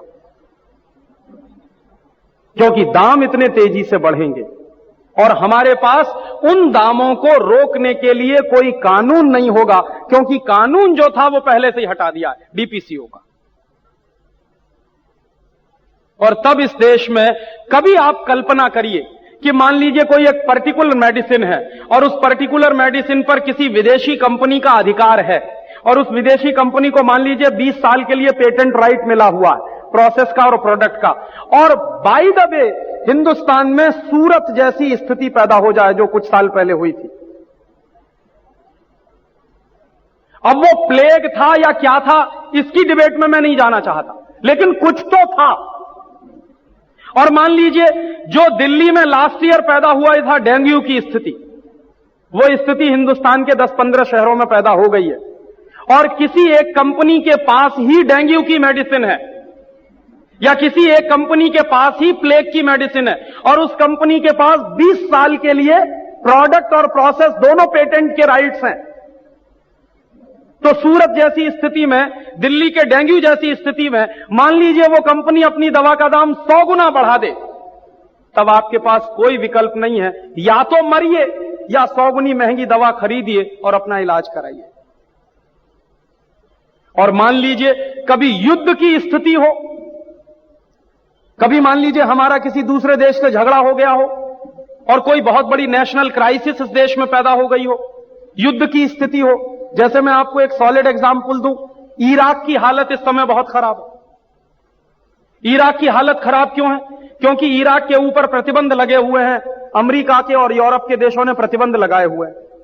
तो प्रतिबंध लगाए हुए हैं तो हो क्या रहा है, वहां बच्चे मर जाते हैं बिना दूध के, क्योंकि बाहर से दूध नहीं लाने देते इराक में। इराक में हजारों लाखों लोग बीमारियों से मर रहे हैं क्योंकि उनके पास दवाएं नहीं है। अमेरिका ने पाबंदी लगाई है कि कोई भी कंपनी इराक में दवाएं नहीं बेचेगी। अमेरिका ने पाबंदी लगा रखी है कि कोई भी कंपनी इराक में दूध नहीं बेचेगी, कोई भी कंपनी इराक में दाना नहीं बेचेगी अन्न का, कोई भी कंपनी यूरोप और अमेरिका की इराक में सब्जियां नहीं बेचेगी, फल नहीं बेचेगी। तो इराक में हजारों लाखों लोग मर रहे हैं सिर्फ इसलिए क्योंकि उनके पास अपनी व्यवस्थाएं नहीं है। और यह क्यों हुआ है? क्योंकि इराक पिछले युद्ध के दिनों में तबाह हो गया। कुवैत का जो युद्ध हुआ था, खाड़ी का जो युद्ध हुआ था, जो गल्फ वॉर हुआ था, उस गल्फ वॉर के कारण इराक पूरी तरह से बर्बाद हो गया। तो बर्बाद होने के कारण उस इराक में स्थिति बड़ी खराब हो गई है। तो वो खराब स्थिति आज तक बनी हुई है क्योंकि बाहर की कंपनियों पर पाबंदी लगी हुई है। वो इराक में ना दवाएं बेच सकते हैं, ना खाने पीने के सामान बेच सकते हैं। बाय द वे अगर ये हालत हिंदुस्तान में हो जाए, मान लीजिए कल को साल भर के बाद पाकिस्तान से हमारा कोई युद्ध हो जाए और युद्ध के समय में तो इकोनॉमी पूरी तरह से कोलैप्स कर जाती, तो युद्ध के समय मान लीजिए हालत बड़ी खराब है और हमने पेटेंट दे रखा है प्रोसेस और प्रोडक्ट का विदेशी कंपनियों को, और युद्ध के बाद कोई भयंकर महामारी सैनिकों के बीच में पैदा हो गई है, उनका हम ट्रीटमेंट इसलिए नहीं कर पाएंगे क्योंकि वो कंपनी के पास पेटेंट होगा, वो मनमानी कीमत पे दवा बेचेगी और हमको मजबूरी में वो दवा खरीदनी पड़ेगी। और ऐसा खतरनाक कानून इस देश के पार्लियामेंट में पारित होने जा रहा है, तब आप इन सरकारों के दिमाग के बारे में सोचिए। तो ये क्या सब बैंकरप्ट लोग हैं जो बैठे हुए हैं पार्लियामेंट में? और मैं आपको सच्चाई कहूं कि ये बैंकरप्ट तो नहीं है, लेकिन ये सब के सब ट्रेटर्स हैं जो वहां बैठे हुए हैं, जो अपने देश की बर्बादी कर सकते हैं, जो अपने देश के साथ गद्दारी कर सकते हैं, विदेशी कंपनियों के साथ दोस्ती कर सकते हैं, क्योंकि करोड़ों करोड़ों रुपए की रिश्वत विदेशी कंपनियां दे सकती हैं। और अब इस हिंदुस्तान में एक नए तरह का खतरनाक ट्रेंड पैदा हो गया है। अब बड़ी बड़ी मल्टीनेशनल कंपनियों ने अपने एमपीज रखना शुरू कर दिया है पार्लियामेंट में लॉबिंग के लिए, और हर पार्टी में विदेशी कंपनियों के एमपीज हैं। वो क्या करते हैं, जब भी किसी कंपनी के खिलाफ कोई बात होती है तुरंत हंगामा मचाते हैं और उस पूरी बात को सबसाइड करवा देते हैं। जैसे मैं आपको उदाहरण दूं, हम लोगों ने एक केस स्टडी किया था 92-93 में आजादी बचाओ आंदोलन की तरफ से। वो केस स्टडी क्या था, कि हिंदुस्तान में 15-16 ऐसी मल्टीनेशनल कॉरपोरेशंस हैं जो हजारों प्रतिशत का मुनाफा कमा रही हैं, हजारों प्रतिशत के, थाउजेंड ऑफ परसेंट के। और इनमें सबसे ज्यादा मुनाफा कमाने वाली कंपनियों में फाइजर एक है, दूसरे नंबर की है हेक्स्ट, तीसरे नंबर की है सीबा गाएगी, चौथे नंबर की है सैंडोज, पांचवें नंबर की है ग्लेक्सको। और ऐसी 15 कंपनियों की हमने एक लिस्ट बनाई थी। और वो लिस्ट किस आधार पर बनाई थी? इन कंपनियों की जो बैलेंस शीट आती हैं, उन्हीं बैलेंस शीट के आधार पर हमने वो लिस्ट बनाई थी। तो बैलेंस शीट में से हमने कैलकुलेट क्या किया? बैलेंस शीट में से हमने जो कैलकुलेशन किया था वो ये कि इन कंपनियों की जो दवाएं बनती हैं, जो बेसिक मेडिसिन बनती हैं, जिनको बल्क ड्रग्स कहते हैं, तो जो बल्क ड्रग्स बन रही हैं उसकी जो कॉस्ट आ रही है उससे 1000 गुनी ज्यादा कॉस्ट पर मार्केट में फॉर्मुलेशन बिक रहा, 1000 गुनी ज्यादा कीमत पर। मान लीजिए बल्क ड्रग बन रही है 1500 रुपए किलोग्राम में, तो मार्केट में वो लाखों रुपए किलोग्राम के हिसाब से बिक रही है फॉर्मुलेशन सुन के। तो ऐसी जो मनमानी कीमतें वसूल रहे हैं और इनके ऊपर पार्लियामेंट से कोई रेगुलेशन नहीं है, तो हमने एक केस स्टडी करके पार्लियामेंट के कुछ एमपीज को दिया था। पार्लियामेंट के उन एमपीज ने देखा, कुछ सवाल हुए पार्लियामेंट में, बाद में पार्लियामेंट में एक कमीशन बिठाया गया था, उस कमीशन में कुछ एमपी शामिल हुए थे। उस कमीशन की जो रिकमेंडेशंस थी वो भी यही थी कि हिंदुस्तान में बहुत सारी ऐसी कंपनियां हैं जो मनमानी कीमतें वसूल रही हैं। दवाओं को जिन दामों पर बिकना चाहिए उससे कई गुना ज्यादा दाम पर वो दवाएं बाजार में बिक रही हैं और आम आदमी उससे बुरी तरह से प्रभावित हो रहा। तो ये आया, हंगामा हुआ पार्लियामेंट में। अब हम लोगों को ये उम्मीद थी कि उन कंपनियों के खिलाफ कोई एक्शन लिया जाएगा, तो पार्लियामेंट में एक जबरदस्त लॉबी खड़ी हो गई जिन्होंने उन कंपनियों को प्रोटेक्ट करने का काम किया, और आज तक उनके ऊपर कोई एक्शन नहीं। यह दुर्भाग्य है इस देश का। फिर हम लोगों ने एक बार हंगामा किया पार्लियामेंट में कि हमारे यहां एक कंपनी है, उसका नाम है नेस्ले। नेस्ले बेबी पाउडर बेचता। यूरोप के देशों में बेबी पाउडर बिकता नहीं। यूरोप के देशों में बेबी पाउडर को बेबी किलर कहते। मैंने यूरोप के कई देशों में देखा है, बड़े बड़े होर्डिंग्स लगे रहते हैं, एडवर्टाइजमेंट जिन पर दिया जाता है सरकार की तरफ से कि आप अपने बच्चे को बेबी पाउडर मत खिलाइए। क्यों? क्योंकि उसमें जहर है। तो पूरे यूरोप में जो बेबी पाउडर बेबी किलर कहा जाता है, वही बेबी पाउडर हिंदुस्तान में धड़ल्ले से बिक रहा है। और बहुत वर्षों तक इस देश में जो बेबी पाउडर बिकता था उसके डिब्बे पर कुछ भी लिखा नहीं होता था। जब यह सब हंगामा हुआ पार्लियामेंट में, हमारे जैसे विचार वाले दिल्ली में कुछ डॉक्टर्स हमको मिले और उन्होंने भी पार्लियामेंट पे दबाव डलवाया, हंगामा करवाया। तब जाके भारत सरकार ने सिर्फ इतना सा आदेश दिया कि कंपनियों को बेबी पाउडर के डिब्बों पर यह लिखना जरूरी होगा कि मां का दूध बच्चे के लिए सर्वोत्तम है। बस बात खत्म हो गई। माने हमको यह उम्मीद थी कि सारे देश में यह रेगुलेशन आ जाएगा कि मां का दूध ही बच्चे को पिलाया जाए, बेबी पाउडर बिल्कुल नहीं पिलाया जाए। लेकिन कोर्ट में जाने के बाद और कोर्ट से फैसला होने के बाद सरकार ने सिर्फ इतना किया कि बेबी पाउडर के डिब्बे पर लिखवा दिया कि मां का दूध बच्चे के लिए सर्वोत्तम है। और वो उसी तरह से लिखा जाता है जिस तरह से सिगरेट की डिब्बी पर लिखा रहता है। सिगरेट पीना स्वास्थ्य के लिए हानिकारक है। फिर भी जो पढ़े लिखे लोग हैं, जिनकी आंखें हैं, वो आंखों से अंधे हैं। ये लिखा हुआ है कि सिगरेट पीना स्वास्थ्य के लिए हानिकारक है, फिर भी सूतते ही रहते हैं और सुट्टा लगाते ही रहते हैं। कुछ उसी तरह की हालत हिंदुस्तान की माताओं की भी है कि जो जितनी ज्यादा पढ़ी लिखी हैं वो उतना ही ज्यादा बेबी पाउडर अपने बच्चों को खिलाती। और विज्ञापन कुछ इस तरह से किया जाता है कि हमारा मुन्ना 3 महीने का हो गया तो मैंने तो बेबी पाउडर खिलाना शुरू कर दिया, अब आप क्या कर रहे हैं? तो कभी कभी तो मुझे यह लगता है कि जैसे हिंदुस्तान में जब से बेबी पाउडर आया तभी से बच्चे जवान हो रहे हैं, बिना बेबी पाउडर के तो लोग बड़े ही नहीं हुए होंगे इस देश में। कुछ ऐसा माहौल है पूरे देश में। और इतने धड़ल्ले से बेईमानी के साथ नेस्ले कंपनी का ये रोज एडवर्टाइजमेंट आता है। लेकिन मुझे दूसरा एक और बड़ा दुर्भाग्य लगता है कि आप जैसे जागरूक डॉक्टर खामोश बैठे हुए हैं। एक तरफ भारत सरकार इस साल एक वर्ष मना रही है, शायद आपको कुछ पैम्पलेट आए होंगे और माहिती मिली होगी। इस साल का जो वर्ष है वो मां का दूध बच्चे के लिए सर्वोत्तम है, इस वाक्य के आधार पर यह वर्ष मनाया जा रहा है। और जगह जगह भारत सरकार लाखों करोड़ों रुपए खर्च कर करके सेमिनार करवा रही है ताकि मांओं को समझाया जाए कि आपका दूध बच्चे के लिए सर्वोत्तम है। तो मैं अक्सर उनसे कहता हूं कि ये फालतू का खर्चा कर रहे हो करोड़ों रुपए का, इससे ज्यादा आसान है ये बेबी पाउडर बिकना ही बंद करा दो, बात ही खत्म हो जाएगी। लेकिन वो नहीं कराएंगे। बेबी पाउडर धड़ल्ले से बिक रहा है और उसके लिए सेमिनार भी धड़ल्ले से चल रहे हैं कि मां का दूध बच्चे के लिए सर्वोत्तम है। अब जिनको समझना चाहिए कि मां का दूध बच्चे के लिए सर्वोत्तम है, वो सेमिनार में आते नहीं, वो तो अपने घर में टेलीविजन के सामने बैठकर सीखते हैं कि नेस्टम पिलाएं कि सेरेलक पिलाएं। दुर्भाग्य से जिनको सेमिनार में जाना चाहिए, समझना चाहिए, वो जाते नहीं है, और जिनको ये समझ है वो कोई कैंपेन चलाते नहीं है इस देश में। ये सबसे बड़ी कम नसीबी है इस देश में। और उससे भी ज्यादा दूसरी कम नसीबी है कि कॉलगेट नाम का टूथपेस्ट बिक रहा है इंडियन डेंटल मेडिकल एसोसिएशन के प्रमाण से। मुझे जरा आप बताइए कि कब इंडियन डेंटल मेडिकल एसोसिएशन ने कोई कॉन्फ्रेंस किया और उसमें कॉलगेट के ऊपर प्रस्ताव पारित किया कि हम कॉलगेट को प्रमाणित कर रहे हैं, इसलिए हिंदुस्तान में बिकना चाहिए। लेकिन रोज कॉलगेट बिक रहा है आईडीए द्वारा प्रमाणित, इंडियन डेंटल जो प्रैक्टिशनर्स हैं उनके एसोसिएशन द्वारा प्रमाणित। तो आप में से कोई डॉक्टर इसका विरोध क्यों नहीं करता?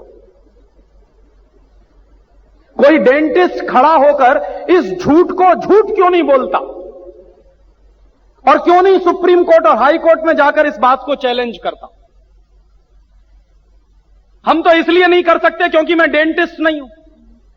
अगर मैं करूंगा तो कोर्ट सबसे पहला सवाल पूछेगा कि आपको आती है कुछ दांतों की बात, कुछ जानते हैं आप? जब डेंटिस्ट जाएगा कोर्ट में तो वो ये सिद्ध, डेंटिस्ट खड़ा होकर इस झूठ को झूठ क्यों नहीं बोलता?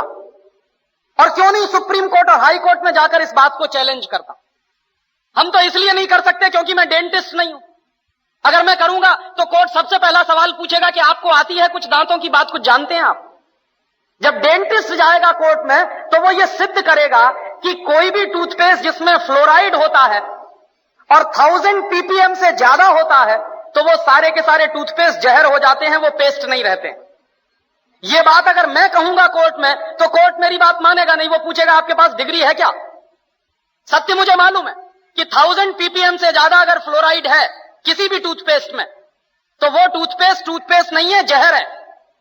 लेकिन कोर्ट मेरी बात तब मानेगा जब मैं उसको यह सिद्ध करूं कि मेरे पास दांतों की डॉक्टरी का प्रमाण पत्र है। दुर्भाग्य से जिनके पास दांतों की डॉक्टरी का प्रमाण पत्र है वो कोर्ट में जा नहीं रहे हैं, और जिनके पास प्रमाण पत्र नहीं है वो बाहर रह के खिसिया के रह जा रहे हैं, हमारे जैसे लोग। और धड़ल्ले से कॉलगेट बिक रहा है इसके। माने मुझे कभी कभी लगता है कि हिंदुस्तान के सारे डेंटिस्टों का यह सरासर अपमान है जो रोज टेलीविजन पर विज्ञापन के रूप में दिखाया जाता है। ऐसे ये कंपनी है हिंदुस्तान लीवर, वो अपना लाइफ बॉय साबुन बेच रही है family doctors welfare association of India द्वारा प्रमाणित। ये कौन सा एसोसिएशन इस देश में बन गया और कब इन्होंने लाइफ बॉय साबुन को प्रमाण पत्र दे दिया? लेकिन रोज विज्ञापन उनका ये है, और हम सब खामोशी के साथ बैठते हुए इसको देख रहे हैं। और ये देश के साथ भयंकर गद्दारी का काम चल रहा है, बेईमानी का काम चल रहा है। हिंदुस्तान में विदेशी कंपनियां अपना जहर बेच रही, जिनको मालूम है कि इसमें जहर है वही शांत हैं। जितने डॉक्टर्स हैं न्यूट्रिशनल, जिनको न्यूट्रिशन का बहुत ज्ञान है, दिल्ली में एक डॉक्टर जैन है ऑल इंडिया इंस्टीट्यूट में, जो न्यूट्रिशन डिपार्टमेंट के हेड माने जाते हैं। मैंने एक दिन पूछा कि डॉक्टर साहब ये पेप्सी कोला में क्या है? तो कहने लगे कार्बन डाइऑक्साइड है। मैंने कहा और क्या है? फॉस्फोरिक एसिड है। मैंने कहा और क्या है? सोडियम ग्लूटामेट है। मैंने कहा और क्या है? पोटेशियम सॉर्बेट है। मैंने कहा और क्या है? कि इससे ज्यादा और क्या चाहिए तुमको? ये 4 जहरी काफी है आदमी को मारने के लिए। तो मैंने कहा कि अगर ये पेप्सी कोला में 4 जहर हैं तो आप इस बात को गांव गांव में कहते क्यों नहीं जाके? पेप्सी कोला तो गांव गांव में घूम घूम के कह रहा है कि लहर पेप्सी है, तो आप गांव गांव में घूम के कहते क्यों नहीं कि ये जहर पेप्सी? आप जब मानते हैं कि उसमें ये जहर है 4, लेकिन आप गांव गांव में घूम घूम के कहते क्यों नहीं? तो चुप हो गए। तो मैंने उनसे कहा कि आपके पास जो ज्ञान है, उस ज्ञान का देश के लिए क्या उपयोग है?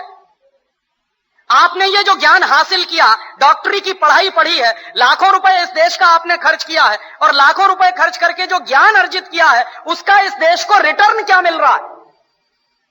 तो कहने लगे फुर्सत ही नहीं है। तो किससे फुर्सत नहीं है? व्यक्तिगत स्वार्थ से फुर्सत नहीं है। तो मैंने कहा एक दिन डॉक्टर साहब, ये सारा का सारा देश बर्बाद हो जाएगा और इस देश की नौजवान पीढ़ी बर्बाद हो जाएगी, और हो सकता है आपके बेटा बेटी भी उसमें बर्बाद हो जाए, तब भी आप कहेंगे कि आपको फुर्सत नहीं है। और दुर्भाग्य यही है इस देश में कि जिनके पास ये ज्ञान है, जो मल्टीनेशनल कंपनियों का पर्दाफाश कर सकते हैं, जो ये बता सकते हैं कि इनके बनाए हुए सामानों में कोई न्यूट्रिशनल वैल्यू नहीं है। डॉक्टर जैन ने ही मुझको कहा कि पेप्सी कोला और कोका कोला में 1 पैसे का भी न्यूट्रिशनल वैल्यू नहीं है, और देश के लोग 10 रुपया खर्च कर रहे हैं पेप्सी पीने के लिए और कोका पीने के लिए। 10 रुपया खर्च करके 1 पैसे की भी न्यूट्रिशनल वैल्यू नहीं मिल रही है हमको, लेकिन वो देश में सबसे ज्यादा बिक रहा है, धड़ल्ले से बिक रहा है। लोग अब शुद्ध पानी पीना पसंद नहीं करते, उसकी जगह पेप्सी और कोका कोला पी लेते हैं।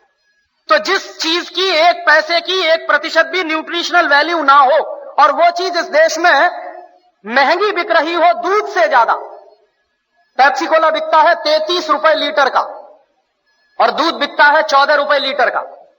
तो 14 रुपए लीटर का गाय का दूध और 33 रुपए का कार्बन डाइऑक्साइड मिलाया हुआ पानी, और उसको कहते हैं लहर पेप्सी, और कहते हैं the choice of new generation. The choice of new generation नहीं है, बल्कि choice of new D generation है। लेकिन करें क्या उसका? और उससे भी ज्यादा मुझे गुस्सा तब आता है जब हिंदुस्तान में कुछ कंपनियां अपने हेल्थ टॉनिक बेचती हैं, जिनमें हेल्थ के नाम पर कुछ नहीं है। Bournvita, Complan, Maltova, Horlicks, Protinex, ऐसे तमाम तरह के जो हेल्थ टॉनिक्स बिक रहे हैं, डॉक्टर जैन के अनुसार इनमें किसी में भी हेल्थ के नाम पर कुछ नहीं है। और आप चाहें तो अपने बच्चे को चने का सत्तू खिलाएं, जौ का सत्तू खिलाएं, तो उससे जितनी हेल्थ बनेगी, आप 100 डिब्बे प्रोटीनेक्स के खिला लीजिए, कोई हेल्थ नहीं बनने वाली। 100 डिब्बे आप बॉर्नवीटा के खिला दीजिए, कुछ नहीं बनने वाला उससे। और आप अगर 1 डिब्बा बॉर्नवीटा का खरीदेंगे तो कम से कम 200-250 रुपए का है 1 किलो का। तो 200-250 रुपए का 1 किलो बॉर्नवीटा खरीद के तो खाएंगे, लेकिन किसी को आप कहिए कि मूंगफली खाओ गुड़ के साथ, तो नहीं खाएगा कोई। रोज अगर गुड़ के साथ मूंगफली खाएं तो जितनी प्रोटीन उससे मिलती है, जितना कार्बोहाइड्रेट उसमें से निकलता है, जितनी और दूसरी चीजें हमको मिलती हैं, उतनी 100 पैकेट बूस्ट खाने से नहीं मिल सकती। लेकिन मुश्किल से मूंगफली का गुड़ के साथ खाने का प्रचार तो नहीं है, लेकिन बॉर्नवीटा का प्रचार है।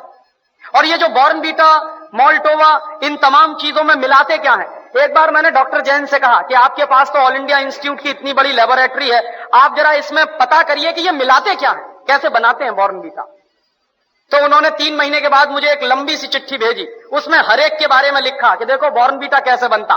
बॉर्नवीटा बनता है मूंगफली की खली से, मूंगफली की खड़, माने मूंगफली के दाने में से तेल निकालने के बाद जो वेस्ट बचता है, उससे बनता है बॉर्नवीटा। मेरे गांव में मूंगफली के तेल के निकालने के बाद जो वेस्ट बनता है उसको जानवर खाते हैं, लेकिन हमारे देश में इंटेलिजेंट लोग वही खाते हैं बॉर्नवीटा के नाम पर। और आप बाजार में चले जाइए, मूंगफली की खली आपको 20-25 रुपए किलो में मिल जाएगी। गुजरात में तो उससे भी सस्ती मिलेगी। मैं तो मेरे गांव की बात कर रहा हूं जहां मूंगफली होती नहीं बिल्कुल। यहां तो सिंगदाना इतना होता है गुजरात में, मुश्किल से 20-25 रुपए किलो में खली मिलेगी, उसको वो बेचते हैं 200-250 रुपए किलो में। और हम लोग तकनीकी भाषा में कहते हैं वैल्यू एडेड हो गया। काहे का वैल्यू एडेड हो गया? जेब काट ली आपकी और आप कह रहे हैं वैल्यू एडेड हो गया। उन्हीं डॉक्टर जैन साहब ने मुझे बताया कि हॉर्लिक्स में क्या है, कुछ नहीं है, जौ का सत्तू और चने का सत्तू। बिहार में उसको हम लोग कहते हैं सत्तू, अंग्रेजी में कहते हैं हॉर्लिक्स। अब किसी से आप पूछिए कि सत्तू खाओगे, कहेगा क्या फालतू की बात कर रहे हैं आप। और पूछिए हॉर्लिक्स खाओगे, हाँ हाँ खाएंगे। क्यों खाएंगे? क्योंकि अंग्रेजी का नाम है और बड़ा भारी नाम है हॉर्लिक्स। कहने में लगता है कि हाँ कुछ इंपोर्टेड जैसी चीज है उसमें। कंटेंट क्या है? कुछ नहीं। उस पर लिखा हुआ है साफ साफ इट इज मॉल्टेड। मॉल्ट माने ही होता है जौ का सत्तू। जौ का सत्तू बाजार से खरीद लीजिए, चने का सत्तू बाजार से खरीद लीजिए, 20, 25, 30 रुपए किलो में मिलेगा। लेकिन हॉर्लिक्स खरीदिए तो 160 रुपए में 1 किलो मिलेगा। और ये जितने हेल्थ टॉनिक्स बिक रहे हैं, इनमें से किसी से भी 1 पैसे की हेल्थ नहीं आती। लेकिन हिंदुस्तान की क्या बर्बादी है, हर साल हम 1000 करोड़ रुपए के हेल्थ टॉनिक्स खाते हैं इस देश में, हर साल। 1 पैसे भी हेल्थ जिससे नहीं आती, सिर्फ एक मेंटल सेटिस्फैक्शन है, कोई हेल्थ नहीं है उससे। लेकिन 1000 करोड़ रुपए के हेल्थ टॉनिक्स इस देश में बिक जाते। क्यों बिकते हैं जानते हैं? टेलीविजन पर एक इडियोटिक एडवर्टीजमेंट आता, एक छोटा सा बच्चा कूदते हुए आता, कहता I am a Complan boy. तो एक छोटी बच्ची कहती है I am a Complan girl. इसका माने क्या है? मैं कॉम्प्लोन का बेटा हूं। और बच्ची कह रही है मैं कॉम्प्लोन की बेटी हूं। और कॉम्प्लोन क्या है? टिन का डिब्बा। अब आप तो डॉक्टर हैं, आप जरा बताइए कि टिन के डिब्बा के भी बेटा बेटी हो सकते हैं? ऐसा कोई साइंस है दुनिया में? लेकिन चल रहा है सारे देश में। इसलिए बिक रहा है कॉम्प्लोन, इसलिए बिक रहा है बॉर्नवीटा। और क्या उसका नाम है तेंदुलकर। वो कहता है मेरी शक्ति बूस्ट, माने सचिन तेंदुलकर की शक्ति बूस्ट। तो सचिन तेंदुलकर की अम्मा को एक आप चिट्ठी लिखिए कि ये सचिन तेंदुलकर बूस्ट पी के तेंदुलकर बना है क्या? कपिल देव की शक्ति बूस्ट। कोई भी खिलाड़ी बूस्ट खा के खिलाड़ी नहीं बन सकता। एक सबसे ज्यादा महंगा खिलाड़ी माना जाता है टेनिस का, उसका नाम है बोरिस बेकर। सबसे ज्यादा ताकतवर भी है। उसकी लगाई हुई एस सर्विस 160 किलोमीटर प्रति घंटे की रफ्तार से निकलती है। माने ट्रेन भी जिस रफ्तार से नहीं जाती, उस रफ्तार से उसकी गेंद जो मारता है वो जाती है। कितनी पावर होगी उसके शॉट्स में। और आप कभी भी बोरिस बेकर को देखिए, खेल जब भी रुकता है 5 मिनट के लिए, 2 मिनट के लिए, बैग में से केला निकाल निकाल के खाता रहता है हमेशा। तो बोरिस बेकर को शक्ति मिलती है केला खा के। तेंदुलकर कहते हैं कि हमको शक्ति मिलती है बूस्ट खा के। केले में जितनी शक्ति है दुनिया के किसी भी हेल्थ टॉनिक में हो नहीं सकती। लेकिन दुर्भाग्य क्या है कि इन चीजों का प्रचार इस देश की जनता में ना के बराबर है।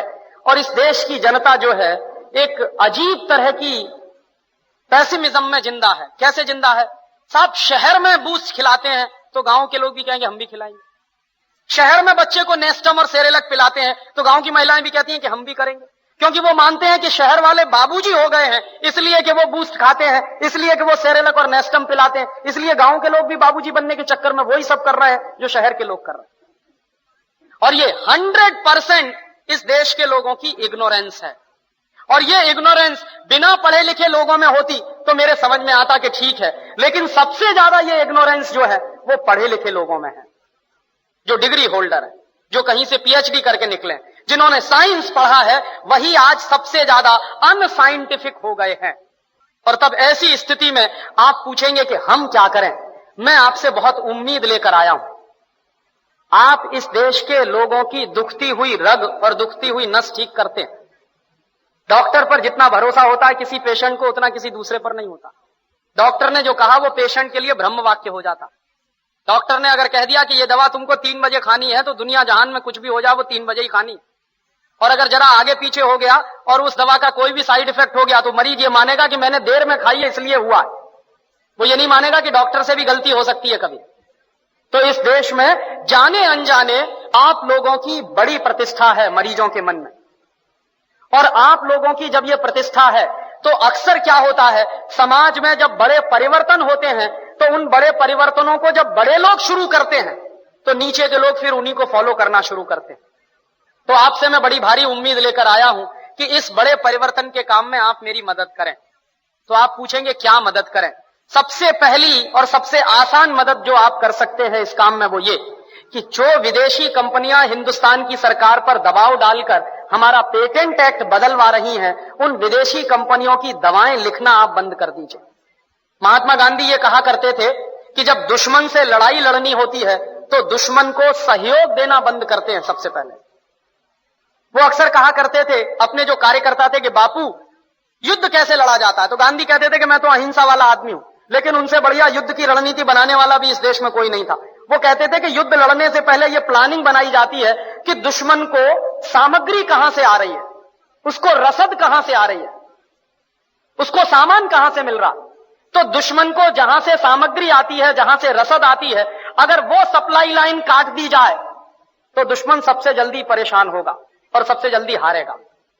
तो आज ये जो मल्टीनेशनल कंपनियां हैं, जो हमारे देश की सरकार पर दबाव डालकर और हमारे राजनेताओं को भ्रष्ट करके वहां करोड़ों करोड़ों की रिश्वत बांटकर अपने फायदे के लिए हमारा पेटेंट एक्ट बदलवा रही हैं, इन कंपनियों की सप्लाई लाइन आप काट सकते हैं।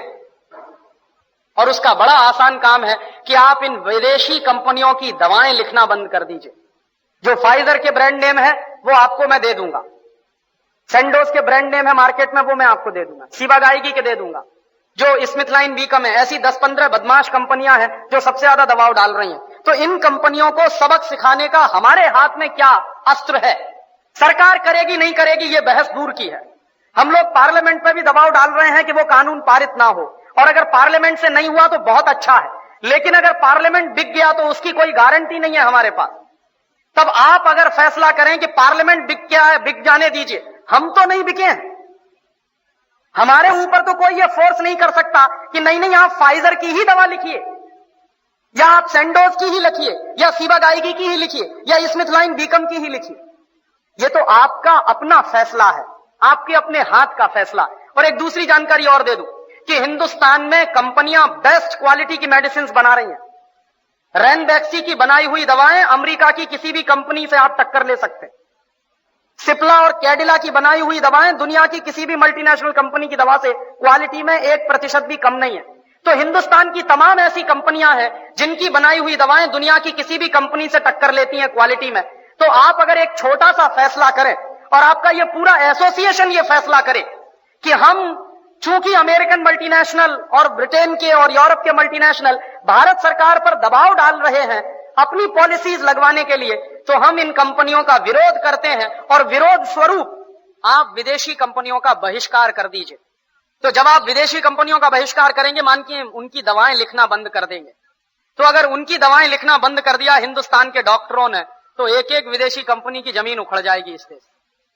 कोई भी दवा उनके वो जो रिप्रेजेंटेटिव्स होते हैं वो बेच नहीं सकते, ये मैं गारंटी से कहता हूं। कोई भी कंपनी चाहे जितने रिप्रेजेंटेटिव्स लगा दे, चाहे जितना एडवर्टीजमेंट करे, जब तक डॉक्टर प्रेस्क्राइब नहीं करेगा उसकी दवा बिक नहीं सकती बाजार में। तो आप एक फैसला तो ये करें, और ये इसलिए कि देश के लिए ये बहुत जरूरी है इस समय। अगर विदेशी कंपनियों को हमने चुनौती नहीं दी और ये पेटेंट एक्ट अगर लागू हो गया तो आने वाला समय बहुत खतरनाक होने जा रहा है इस देश में। हमारी आंखों के सामने हमारे लोग मरेंगे और हम उनको बचा नहीं पाएंगे, क्योंकि दवाओं पर मोनोपोली होगी कंपनियों की। हमेशा यह कहा जाता है कि जो गलत काम है उसको अगर शुरू में ही दबा दीजिए तो वो आगे नहीं बढ़ता है, लेकिन एक बार वो गलत काम हो गया उसके बाद उसको खत्म करना और बंद कराना बहुत मुश्किल हो जाता है। तो एक तो मैं आपसे ये निवेदन करना चाहता हूं कि आप अगर चाहें तो इन विदेशी कंपनियों की दवाएं लिखना बंद कर सकते हैं। कौन कौन सी विदेशी कंपनियों की दवाएं हैं वो लिस्ट मैं आपको दे दूंगा। मैं एक लिस्ट बना रहा हूं, अभी वो फाइनल नहीं हो पाई है, हो सकता है अगले 15-20 दिनों में वो फाइनल हो जाए, तो वो लिस्ट आपको मिल जाएगी और आप उसकी मदद से ये कर सकते हैं। एक दूसरा निवेदन कि जो काम हमने कर लिया, हिंदुस्तान में जो इर्रेशनल और इर्रेलिवेंट मेडिसिन बिक रही हैं सारे देश में, जो कॉम्बिनेशन इस देश में बैन कर दिए गए हैं उसके बावजूद बिक रहे हैं, जैसे क्लोरमफेनिकोल स्ट्रेप्टोमाइसिन कॉम्बिनेशन इस देश में बैन है, सरकार ने बाकायदा नोटिफिकेशन करके बैन किया हुआ, लेकिन बाजार में बिक रहा है। अब ये गलती किसकी है? हमारे यहां जो ड्रग कंट्रोलर होता है उसकी ये गलती है, उसकी जिम्मेदारी है कि वो ये करे। लेकिन आप जानते हैं कि करप्शन इस देश में इतना जबरदस्त है कि किसी भी ड्रग कंट्रोलर को और किसी को खरीदना बहुत आसान है इस देश में, तो धड़ल्ले से वो चल। और ऐसे कई कॉम्बिनेशन है भारत सरकार ने बंद कर दिए हैं नोटिफिकेशन के तहत, लेकिन वो बिक रहे हैं, सामान्य जनता को उसकी जानकारी नहीं। तो मैं आपसे दूसरा ये निवेदन करना चाहता हूं कि जो इर्रेशनल और इर्रेलिवेंट ड्रग्स हैं, मेडिसिन हैं, उनको आप गलती से भी कभी मत लिखिए। उसकी लिस्ट अभी मेरे पास है और आपके मेरे व्याख्यान खत्म होने के बाद एक छोटी सी पुस्तिका आपको दी जाएगी, 25-30 पन्ने की पुस्तिका है, उसमें आधे हिस्से में वो पूरी लिस्ट दी हुई है कि कौन कौन सी दवाएं हैं जो दुनिया के किस किस देश में बैन है, क्यों बैन है, उनके साइड इफेक्ट एक जगह लिखे हुए हैं, किन किन देशों में वो बैन है वो लिखी हुई है, हिंदुस्तान की सरकार ने नोटिफिकेशन कब किया था उसको बैन करने का वो भी माहिती है, लेकिन दुर्भाग्य से वो बाजार में बिक रही है। तो एक दूसरा मेरा आपसे निवेदन यह है कि आप इन इर्रेशनल और इररेलिवेंट ड्रग्स को बिल्कुल प्रेस्क्राइब ना करें और लोगों को कहें कि ये दवाएं खाना अपने शरीर के साथ खिलवाड़ करना। और तीसरा एक छोटा सा निवेदन मेरा है कि कभी भी गलती से कोई भी हेल्थ टॉनिक किसी मरीज को ना लिखे। मैंने ऐसे दृश्य देखे हैं अपनी आंखों के सामने, आज का ही मैं आपको दृश्य दे रहा हूं। बोरीवली उतरा मैं, सूरत से आया फ्लाइंग से, तो बोरीवली स्टेशन पर मैं उतरा, तो बोरीवली स्टेशन पर मेरे पास सामान बहुत ज्यादा था, कुछ पैकेट थे पुस्तकों के। तो एक कुली को मैंने कहा कि भाई तुम जरा ये बाहर ले चलोगे। इतना पतला दुबला बिल्कुल जीर्ण शीर्ण हालत का व्यक्ति कुली जो आया मेरे पास, खड़े होने की हैसियत नहीं थी, पैर उसके कपकपा रहे थे। तो मैंने कहा कि तुम तो इतने कमजोर हो गए हो। तो उसने कहा कि बाबूजी 3 महीने से मैं बीमार हूं।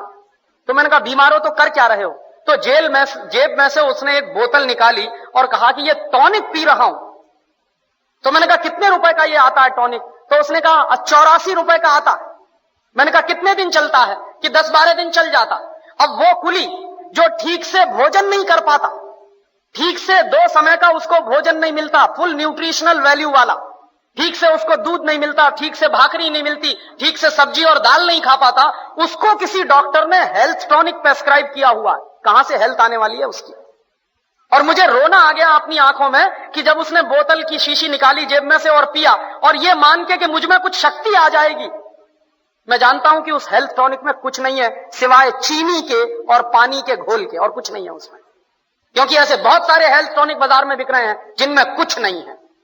खुद CDRI की लेबोरेटरी है हमारे यहां लखनऊ में, सेंट्रल ड्रग रिसर्च इंस्टीट्यूट, उन्होंने लास्ट ईयर एक लिस्ट डिक्लेयर की थी, उसमें 84 टॉनिक्स के नाम थे, और उसमें CDRI के साइंटिस्टों का कहना है कि इनमें कुछ नहीं है सिवाय चीनी और पानी के घोल के। उसकी है अपनी उस पुस्तक में कि कौन कौन से ऐसे हेल्थ टॉनिक हैं जिनमें कोई हेल्थ नहीं है। तो तीसरा मेरा आपसे निवेदन है कि जब भी कोई मरीज आपसे कहे कि डॉक्टर साहब ताकत के लिए कोई टॉनिक लिख दीजिए, तो आप उससे कहिए कि भैया जितने पैसे का तुम ताकत का टॉनिक खरीद के खाओगे उतने पैसे का दूध पी लो खरीद कर, तो शायद कुछ शक्ति आ जाएगी। उतने पैसे का केला खरीद कर खा लो, उतने पैसे का दलिया खरीद कर खा लो, उतने पैसे की मूंग की दाल का पानी पी लो, तो शायद तुम में शक्ति आ जाएगी। तो जब आप कहेंगे तो आपकी बात का असर होगा और वो कहेगा कि हां डॉक्टर साहब कह रहे हैं, इसका माने इसमें कोई गंभीर बात है। मैं कहता हूं राजीव भाई दीक्षित कह रहे हैं, तो वो कहते हैं आप क्या जाने इसके बारे में। और जब आप कहेंगे उसी बात को तो वो कहेगा कि हां डॉक्टर साहब कह रहे हैं, इसलिए इसमें कोई गंभीर मतलब है। तो मेरा तीसरा छोटा सा निवेदन है आपसे कि आप किसी भी मरीज को गलती से भी हेल्थ टॉनिक प्रेस्क्राइब न करें। जो नेचुरल फूड्स हैं, जो ऑर्गेनिक प्रोडक्ट्स हैं इस देश में, चावल है, गेहूं है, दालें हैं, फल हैं, फलों के रस हैं, सब्जियां हैं, सब्जियों से मिलने वाले जो नेचुरल तत्व हैं, उनको आप जितना ज्यादा से ज्यादा कहें कि भाई इतने ही पैसे का आप अमरूद खा लो, सफरचंद खा लो, केला खा लो, तो तुमको ज्यादा शक्ति मिल जाएगी, उतने का तुम हॉर्लिक्स क्यों खा रहे हो। तो एक तीसरा निवेदन आपसे ये है। और चौथा और आखिरी निवेदन कि कभी भी कोई मां अपने बच्चे के लिए आपसे कहे कि हमारे बच्चे के लिए आप बेबी पाउडर प्रेस्क्राइब कर दीजिए, तो उसको आप कहिए पूरी दृढ़ता से कि आप अपना दूध पिलाइए, वो बच्चे के लिए सबसे अच्छा। तो आप जब कहेंगे इस बात को तो शायद इस देश के मरीजों में और इस देश के लोगों में कुछ चेतना का प्रसार होगा। हम लोग तो ये कर ही रहे हैं, लेकिन आपका मदद और आपकी सहयोग अगर हमको इस काम में मिल जाए तो इस काम में तेजी आ सकती है। तो हम एक तरफ तो तमाम मल्टीनेशनल का बॉयकॉट करा रहे हैं, Colgate, Closeup, Sivaca, Forhans, Pepsi, Coca Cola, लेकिन इसी के साथ साथ ये दवा बनाने वाली बदमाश कंपनियों का भी बॉयकॉट अगर होना शुरू हो जाए तो ये काम और दोगुनी तेजी से सारे देश में चल सकता है और एक नए तरह की जागृति और चेतना इस देश के लोगों में आ सकती है। तो उतना ही निवेदन और उतनी ही आपसे विनती करने आया था। एक जरूर मैं आपसे कह सकता हूं कि हम लोग बहुत इस तरह का रिसर्च वर्क करते रहते हैं। हमारे पास पूरी अपनी एक टीम है और उसमें 3 यंग एज के डॉक्टर जो अभी भी MBBS और MS और MD करके निकले इलाहाबाद के मेडिकल कॉलेज से, और उन्होंने फैसला किया है कि अब जीवन में वो प्रैक्टिस नहीं करेंगे, इसी काम में हमारी मदद करेंगे। तो उन तीनों डॉक्टरों की मदद से हमारे पास जितना लिटरेचर आता है WHO का, जितना लिटरेचर एम्स से आता है, ICMR के बहुत सारे जर्नल्स आते हैं और ऐसी दूसरी तमाम देशों की रिपोर्ट्स और रिसर्च मटेरियल हम लोग इकट्ठा करते रहते हैं, उसको हम सरल भाषा में, साधारण भाषा में ट्रांसक्राइब करके लोगों तक पहुंचाने का भी काम करते हैं। और वो हमारा इस तरह का मटेरियल छपता है, हमारी एक पत्रिका निकलती है, उसका नाम है नई आजादी। उसमें हर 2 महीने 3 महीने पर इस तरह के रिसर्च मटेरियल हम रिप्रोड्यूस करते रहते हैं। तो आप उसको मंगवा सकते हैं, उसको सब्सक्राइब कर सकते हैं, और वो अगर आपके घर, आपके क्लिनिक पे आने लगे हर महीने, तो उसमें ऐसी बहुत सारी माहितियां आपको मिलेंगी जो आप दूसरे लोगों तक उन माहितियों को ट्रांसफर कर सकेंगे और इस देश में एक चेतना निर्माण के काम में लग सकेंगे। जब भी कोई देश में बड़ी क्रांति होती है तो वैचारिक क्रांति सबसे पहले होती है। इस वैचारिक क्रांति में अगर आप हमारा थोड़ा भी सहयोग करें तो आपका बहुत बहुत शुक्रिया, बहुत बहुत धन्यवाद। कुछ प्रश्न आए हैं, एक एक करके मैं जवाब देने की कोशिश करता हूं। एक प्रश्न है कि मल्टीनेशनल कंपनियां भारतीय कंपनियों को दबाने के लिए मर्जर कर रही हैं, आपस में एक दूसरे से समझौते चल रहे हैं, ज्वाइंट वेंचर चल रहे हैं, कोलैबोरेशंस चल रहे हैं, कई कंपनियों ने किया है। इसके बारे में आपने कोई नॉलेज नहीं दिया। दुर्भाग्य से मैं कह नहीं पाया, शायद मैं भूल गया बोलते हुए। ये इस समय बहुत तेजी से चल रहा। बहुत सारी कंपनियां आपस का कंपटीशन बचाने के लिए मर्जर कर रही। वैसे इन कंपनियों को बुलाया जाता है और ये कहा जाता है कि ये कंपटीशन बढ़ाएंगी, लेकिन आने के बाद वो वास्तव में मर्जर करके कंपटीशन खत्म करती है, मोनोपोली बढ़ा लेती। उससे उनके अपने स्वार्थ सिद्ध होते हैं और जो इंडियन कंपनियां हैं वो उनके सामने कमजोर पड़ जाती हैं। तो ये बहुत बड़े पैमाने पर चल रहा है। और ये क्यों चल रहा है? क्योंकि भारत सरकार ने इन कंपनियों को खुली छूट दे दी है मर्जर करने की। पहले हमारे यहाँ फेरा रेगुलेशन था, एमआरटीपी का रेगुलेशन था, तो फेरा और एमआरटीपी रेगुलेशन के चलते कोई भी कंपनी आपस में किसी दूसरे से मर्जर नहीं कर सकती थी। फेरा भी खत्म कर दिया, एमआरटीपी भी खत्म कर दिया, तो अब उनका बहुत तेजी के साथ मर्जर चल रहा है। फिर भी हमने उम्मीद नहीं छोड़ी है और पिछले 1-1.5 साल से हम पार्लियामेंट पे लगातार प्रेशर बनाए हुए हैं। कई एमपीज को हमने मोबिलाइज किया है इस बात के लिए कि ये मर्जर होना बंद हो। तो इसके लिए एक बिल भारत सरकार ने अभी पार्लियामेंट में डाला है, उस पर अभी डिबेट होना बाकी है। वो पारित होगा कि नहीं ये मैं नहीं जानता, लेकिन वो बिल बन गया है, उस पर डिबेट होगी। अगले सेशन में जब पार्लियामेंट चलेगा तो डिबेट होगी और डिबेट हुई तो वो पारित भी हो सकता है। और पारित अगर हो गया तो ये जो मर्जर हो रहे हैं ये रुक जाएंगे।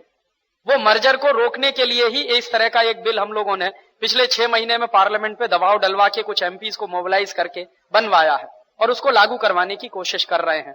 दुनिया में भी दूसरे बड़े देशों में ये मर्जर का काम चल रहा है और वहां भी उनकी सरकारें इस मोनोपोली को रोकने के लिए मर्जर को तोड़ने के प्रोग्राम्स बना रही हैं। अमेरिका में भी इस तरह का एक कानून अभी पार्लियामेंट में इंट्रोड्यूस किया गया।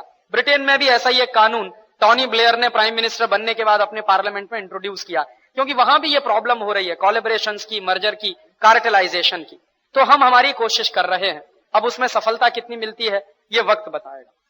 दूसरा ये प्रश्न है कि डॉक्टर साहब, मैंने कहा था कि आप हेल्थ टॉनिक और बेबी पाउडर प्रेस्क्राइब ना करें। तो किसी भाई ने ये प्रश्न पूछा है कि ये कैसे सिद्ध करें कि इसमें न्यूट्रिशनल वैल्यू नहीं है। ये जितने हेल्थ टॉनिक मार्केट में बिक रहे हैं उन सबका हम लोगों ने चार्ट बनाया है और हमारी एक पुस्तक है, उसका नाम है बहुराष्ट्रीय कंपनियां और मौत का व्यापार। दुर्भाग्य से इस समय खत्म हो गई है, कुछ दिन के बाद वो रीप्रिंट हो रही है। वो अब तक कई लाख छप चुकी है और सारे देश में हमने बांटी है। वो अभी खत्म हुई है, इलाहाबाद में गया भी था लेकिन थी नहीं, इसलिए ला नहीं पाया। हफ्ते 10 दिन में वो छप जाएगी और वो यहां आ जाएगी। तो उस पुस्तक में हर हेल्थ टॉनिक का हमने पूरा डिटेल दिया हुआ। हॉर्लिक्स में क्या है, उसके कंटेंट क्या है, उसका न्यूट्रिशनल वैल्यू क्या और मार्केट में किस दाम पर बिक रहा। बॉर्नविटा में क्या है, उसके कंटेंट क्या है, उसका न्यूट्रिशनल वैल्यू क्या है और मार्केट में किस दाम पर बिक रहा। और उतना ही न्यूट्रिशनल वैल्यू के लिए आप 2-5 रुपए खर्च करके किसी ऑर्गेनिक चीज को खाएं तो उतनी ही न्यूट्रिशनल वैल्यू उससे आपको मिल रही है। जैसे मैंने कहा मूंगफली का दाना, सिंगदाना, अगर आप रोज खाएं गुड़ के साथ तो जितना प्रोटीन मिलता है वो किसी भी दूसरी चीज में नहीं। अगर सिर्फ सिंगदाने को रोज आप गुड़ के साथ खाना शुरू कर दें तो ऐसे हमने पूरा लिस्ट बनाई है। वो लिस्ट आपको मिल जाएगी, वो पुस्तक जैसे ही आएगी। और उसमें हमने कुछ नहीं किया। All India institute of medical science का जो न्यूट्रिशनल डिपार्टमेंट है उन्होंने जो सर्वे का काम किया है और हैदराबाद का एक नेशनल रिसर्च इंस्टीट्यूट है न्यूट्रिशन के बारे में, उन दोनों की जो सर्वे है, रिपोर्ट्स हैं, उसी को हमने रिप्रोड्यूस किया है और कुछ नहीं किया। तो वो पुस्तक कुछ दिन के बाद हम आपको दे देंगे तो उससे आपको अंदाजा लग जाएगा। एक प्रश्न किया है कि जो प्रोडक्ट और प्रोसेस पेटेंट के बारे में, कि जब प्रोडक्ट पेटेंट लागू हो जाएगा तो पूछा है प्रोडक्ट बन सकता है क्या और उस पर भी पेटेंट लागू होगा। तो मैंने आपको बताया कि प्रोडक्ट पेटेंट अगर लागू होगा तो प्रोसेस पेटेंट उसमें इनहेरेंट होगा। अभी प्रोसेस पेटेंट अपने आप में इंडिपेंडेंट है, तो प्रोडक्ट पेटेंट, ये जरूरी नहीं है कि प्रोसेस पेटेंट हो तो प्रोडक्ट पेटेंट हो ही, लेकिन वाइसी वर्सा जो है वो ट्रू है। अगर प्रोडक्ट पेटेंट किसी को मिला है तो प्रोसेस पेटेंट तो उसमें इनहेरेंट होने ही वाला। इसलिए चूंकि उसको प्रोडक्ट के साथ साथ प्रोसेस का भी पेटेंट मिल जाएगा, इसलिए वो ये प्रोडक्ट बनाने में उसको मुश्किल आएगी। उसको ये ए और बी ये दोनों कंटेंट भी बदलने पड़ेंगे, तब जाके वो कुछ कर पाएगा। और हो सकता है अगर ए और बी बदल जाए तो प्रोडक्ट भी बदल जाएगा, वो कोई एक नया प्रोडक्ट बनेगा, वो पुराना ही प्रोडक्ट नहीं रहेगा, वो वही मेडिसिन नहीं रह सकती। Waterbury's compound is equivalent to 10 मूला रेस्ट, ये बात सही है, आप खुद ही जानते हैं, इसको मैं कहूं इसकी कोई बहुत जरूरत नहीं है। वाटरवरीज कंपाउंड से अच्छा आप 10 मूला रेस्ट प्रेस्क्राइब करें तो उसके रिजल्ट बहुत अच्छे हैं। और कई बार वाटरवरीज कंपाउंड के साइड इफेक्ट बहुत देखे गए। यूरोप में इस समय नहीं बिक रहा है, ग्राइव वाटर नहीं बिकता, वाटरवरीज कंपाउंड नहीं बिकता, इस तरह का कोई प्रोडक्ट यूरोप में नहीं बिकता। सेंट्रल यूरोप में तो पिछले 20-25 साल से बैन, और इसलिए उन्होंने बंद किया है कि उसके साइड इफेक्ट उनको बहुत तेजी से मिले। कई बार तो उसमें अफीम डालना शुरू कर दिया था कुछ कंपनियों ने, तो अब उसको कैसे चेक किया जाए, तो वहां की सरकार ने बैन ही कर दिया उसको।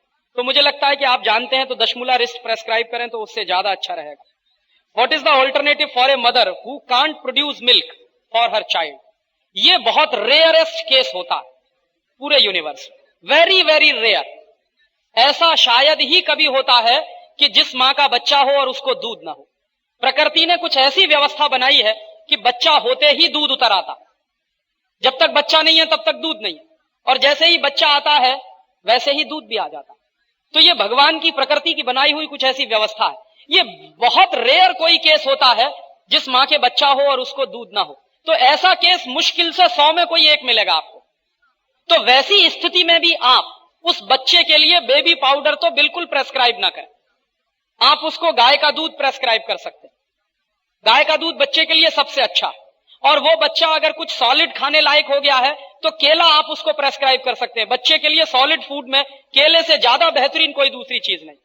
जौ का सत्तू थोड़ा बहुत अगर चाट सके, और कुछ नहीं खा सकता है बच्चा, तो शुद्ध शहद, हनी से बढ़िया दूसरा कोई प्रोडक्ट नहीं है।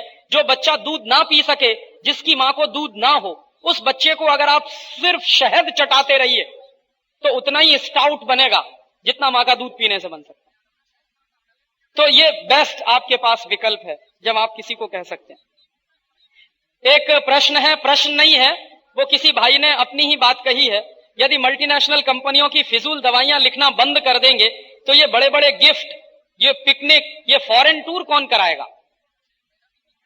तो इसके बारे में मैं कोई टिप्पणी नहीं करना चाहता, आप खुद इंटेलिजेंट हैं, आप अपनी स्थिति के बारे में खुद अंदाजा लगा सकते हैं कि आप उनकी गिफ्ट स्वीकार करें और इस देश का नुकसान करें, फॉरेन टूर करें और इस देश का नुकसान करें। इस देश में दुर्भाग्य क्या है कि कुछ कंपनियां डॉक्टरों को डायरी और कैलेंडर दे देती हैं, उसी में डॉक्टर साहब दवा लिखना चालू कर देते हैं। तो सबसे आसानी से बेचारा चला जाता है डॉक्टर उनके पाले में। तो ये तो आप अपने मन को थोड़ा मजबूत बनाएं तो इसमें से बाहर निकलने का रास्ता आ सकता है। To prescribe health tonic where it is really needed, एक केस के बारे में उन्होंने लिखा है, जैसे ट्यूबरकुलोसिस। तो डॉक्टर साहब ने अपने व्याख्यान में खुद ही कहा कि ट्यूबरकुलोसिस के पेशेंट के लिए भी आप च्यवनप्राश उसको दे सकते, और अगर वो च्यवनप्राश ना ले सके तो आंवले का मुरब्बा भी अगर खाए तो बेस्ट।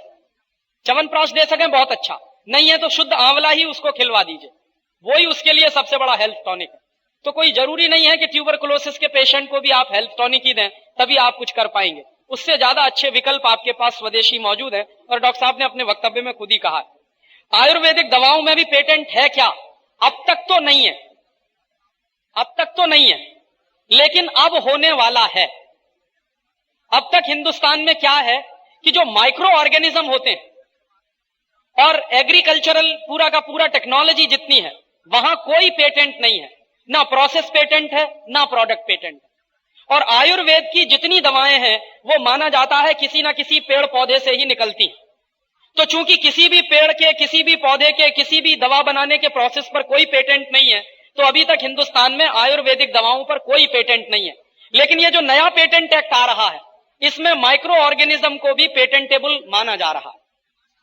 और इसमें ना सिर्फ माइक्रो ऑर्गेनिज्म को पेटेंटेबल बनाने की बात चल रही है, बल्कि डिस्कवरीज को भी पेटेंटेबल होना चाहिए, यह कहा जा रहा है।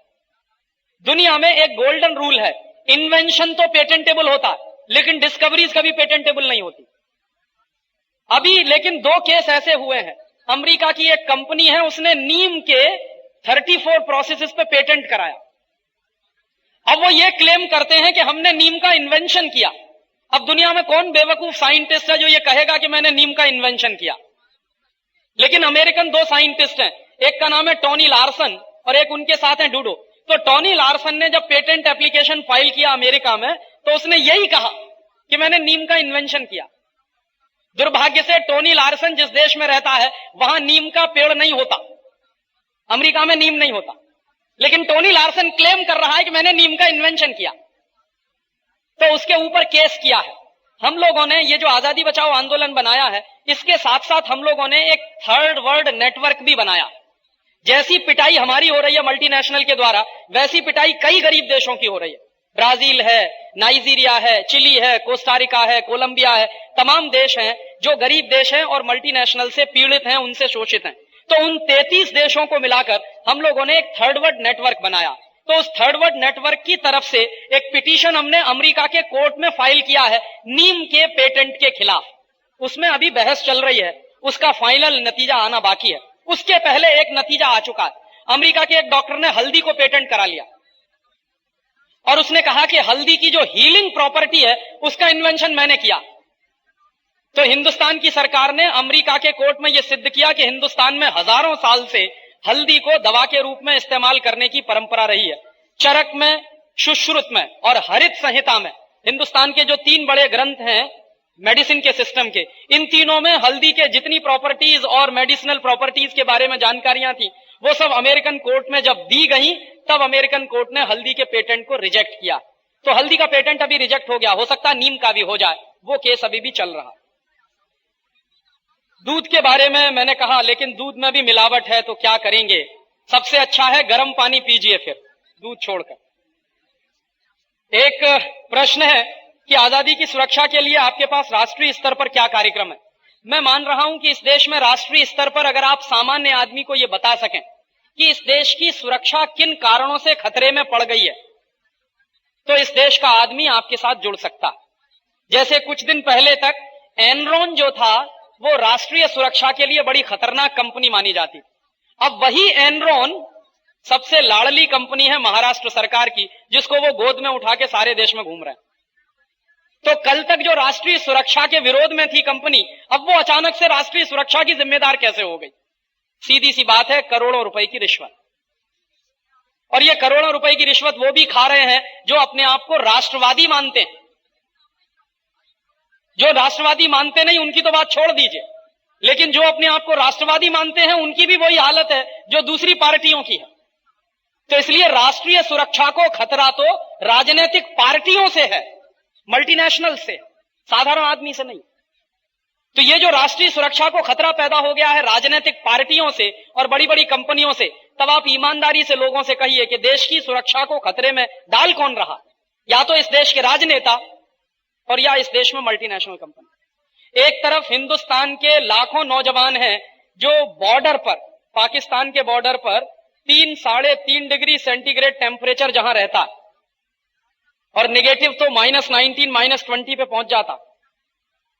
तो जहां -19, -20 डिग्री सेंटीग्रेड टेम्परेचर हो, खून भी बर्फ की तरह से जम जाता हो, वहां हिंदुस्तान की 1-1 इंच जमीन की रक्षा करने के लिए एक-एक नौजवान अपने प्राणों को बलिदान कर रहा है। और दूसरी तरफ हिंदुस्तान के राजनेता देश को बेचने में लगे। तो देश की सुरक्षा तो इसलिए खतरे में। तो आप इस देश को इन करप्ट राजनेताओं से बचाने का अभियान शुरू करिए और उसमें ईमानदारी से कहिए। आप किसी पार्टी के पक्ष में खड़े होकर कहेंगे तो आपकी बात पर अब कोई भी विश्वास करने वाला नहीं है, क्योंकि महाराष्ट्र में सबने देख लिया कि जो लोग एनरॉन का विरोध करते थे वही एनरॉन को लेकर आए। इसलिए अगर आप पार्टी के पक्ष में जाकर खड़े हो गए तो आप कुछ नहीं कर पाएंगे। राष्ट्र के पक्ष में खड़े होकर जब आप ये दलील देंगे तो पार्टी रहे या न रहे, भाड़ में जाए या चूल्हे में, सत्ता रहे या न रहे, देश रहता है, राष्ट्र रहता। देश पार्टियों से बड़ा होता, देश व्यक्तियों से बड़ा होता। पार्टियां बनती हैं, बिगड़ती हैं, देश बनते बिगड़ते नहीं है। अगर एक बार देश बिगड़ गया तो जल्दी बनने वाला नहीं है। इसलिए आप पार्टियों का दामन छोड़कर देश की बात करना शुरू करिए, तो इस देश की राष्ट्रीय सुरक्षा की बात आप कर पाएंगे। और यह सबसे बड़ा राष्ट्रीय कार्यक्रम है कि हिंदुस्तान की सबसे ज्यादा असुरक्षा इस समय है उन विदेशी कंपनियों के कारण जिनके साथ CIA के एजेंट्स आए हैं। बहुत कम लोग जानते हैं कि पेप्सी कोला के जो सबसे बड़े अधिकारी हैं इस देश में वो CIA के एजेंट्स हैं। और ये मैं नहीं कहता, हमारे देश की सबसे बड़ी एजेंसी है raw, research and analysis wing. उसने 3 रिपोर्ट तैयार की हैं, सीक्रेट रिपोर्ट हैं। उनमें से एक रिपोर्ट तो हमारे हाथ में लग गई थी और हमने हमारी पत्रिका में छापी भी थी। बाद में उसमें हंगामा हुआ कि ये रिपोर्ट लीक कैसे हो गई, तो देश के हित की दृष्टि से वो रिपोर्ट लीक हुई। तो रॉ ने ये कहा है कि जितनी विदेशी कंपनियां आ रही हैं ये अपने साथ सीआईए के एजेंट्स लेकर आ रही हैं। और मैं आपको एक दूसरी जानकारी दूं, पेप्सी कोला जब यहां आया तो उसने सबसे पहला अधिकारी हिंदुस्तान में किसको बनाया अपना? हिंदुस्तान की आर्मी के जो चीफ रह चुके हैं जनरल वीएन शर्मा, उनके छोटे भाई जो खुद आर्मी में एक बहुत बड़े ऑफिसर थे, वो अभी पेप्सी कोला में नौकरी कर रहे हैं। माने जिस आदमी को हिंदुस्तान के सारे टॉप सीक्रेट मालूम है, वो आदमी अब परदेशी कंपनी में नौकरी कर रहा है। इस तरह से हिंदुस्तान की सुरक्षा खतरे में पड़ी हुई है। इस सुरक्षा को बचाने का भी एक ही तरीका है कि आप जितनी ताकत से इस पेप्सी और कोका कोला जैसी कंपनियों का बॉयकॉट करा सकें, क्योंकि ये अमेरिकन एजेंट्स आए हैं इनके साथ, ये कंपनियां अकेली नहीं आई हैं। वही एक तरीका हो सकता है। इस आंदोलन को आगे बढ़ाने के लिए कोई भाई है जो मुझसे मिलना चाहते हैं, जरूर मिलें, आपका स्वागत है। इसमें एक चिट्ठी है कि आपके विचार का हम प्रचार करेंगे। बहुत बहुत धन्यवाद। मल्टीनेशनल कंपनी बंद हो जाएंगी तो हमारे देश को एडवांस टेक्नोलॉजी कैसे मिलेगी, ये एक जरूरी सवाल है जिसको मैं खोलना जरूरी समझता हूं। दुर्भाग्य से जितनी विदेशी कंपनी इस देश में आती हैं, कोई भी कंपनी टेक्नोलॉजी लेकर नहीं आती। और जब जब हमको किसी टेक्नोलॉजी की जरूरत होती है, तब तब हमको दुनिया के तमाम देश मना कर देते हैं। जैसे मैं आपको उदाहरण दूं, एक बार हमारी सरकार, राजीव गांधी की सरकार जब थी, तो उनको लगा कि हिंदुस्तान को 21वीं शताब्दी में ले जाना, तो वो ये मानते थे कि मैं ले जाऊंगा तभी जाएगा, वैसे हिंदुस्तान कभी जाएगा नहीं 21वीं शताब्दी। तो वो ये कहा करते थे कि हिंदुस्तान 21वीं शताब्दी में तब जाएगा जब सुपर कंप्यूटर आएगा। तो सुपर कंप्यूटर हमारे देश में तो था नहीं, तो राजीव गांधी सुपर कंप्यूटर मांगने के लिए अमेरिका गए और अमेरिका में जाकर उन्होंने 2 मांग की। उस समय की रोनाल्ड रीगन की सरकार थी, तो रोनाल्ड रीगन की सरकार से राजीव गांधी ने 2 ही बातें कही। एक तो भारत को सुपर कंप्यूटर चाहिए अमेरिका का, दूसरा भारत को क्रायोजेनिक इंजन चाहिए अमेरिका का। तो रोनाल्ड रीगन जो उस समय प्रेसिडेंट थे अमेरिका के, उन्होंने साफ साफ मना कर दिया। उन्होंने कहा ना तो हम आपको सुपर कंप्यूटर देंगे और ना ही हम आपको क्रायोजेनिक इंजन देंगे। राजीव गांधी गए थे बड़े उत्साह के साथ और रोता हुआ चेहरा लेकर वापस देश में लौटे। फिर उसके बाद कुछ साइंटिस्टों ने उनको सुझाव दिया कि आप रूस से मांग लीजिए। तो एक दिन रूस के सामने पहुंच गए कटोरा लेके कि भाई हमको सुपर कंप्यूटर दे दो, हमको क्रायोजेनिक इंजन दे दो। तो रूस में एक एजेंसी है, उसका नाम है ग्लोब कॉस्मोस। तो ग्लोब कॉस्मोस ने कहा कि हम आपको सुपर कंप्यूटर तो नहीं दे सकते, लेकिन क्रायोजेनिक इंजन जरूर दे देंगे। तो एग्रीमेंट साइन हुआ, और एग्रीमेंट साइन हुआ तो जैसे ही अमेरिका को पता चला कि रूस से क्रायोजेनिक इंजन मिलने वाला है, तो अमेरिका ने रूस को ब्लैक लिस्टेड कर दिया।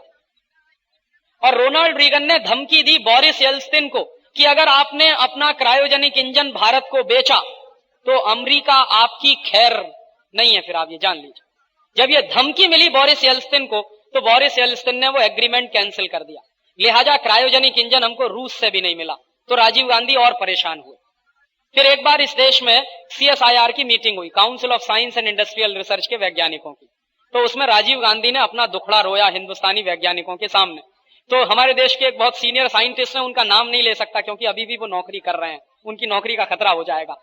तो उन्होंने कहा कि आप रोते क्यों हैं, आप हमको कहिए, हम आपको सुपर कंप्यूटर बना के देंगे, हम आपको क्रायोजेनिक इंजन भी बना के देंगे। तो राजीव गांधी को पहले तो भरोसा ही नहीं हुआ कि हिंदुस्तानी वैज्ञानिक भी ये काम कर सकते, लेकिन डरते डरते उन्होंने सुपर कंप्यूटर बनाने का प्रोजेक्ट दिया। पूना की एक एजेंसी है सीडेक, सीडेक हमारे CSIR का एक सिस्टर कंसर्न।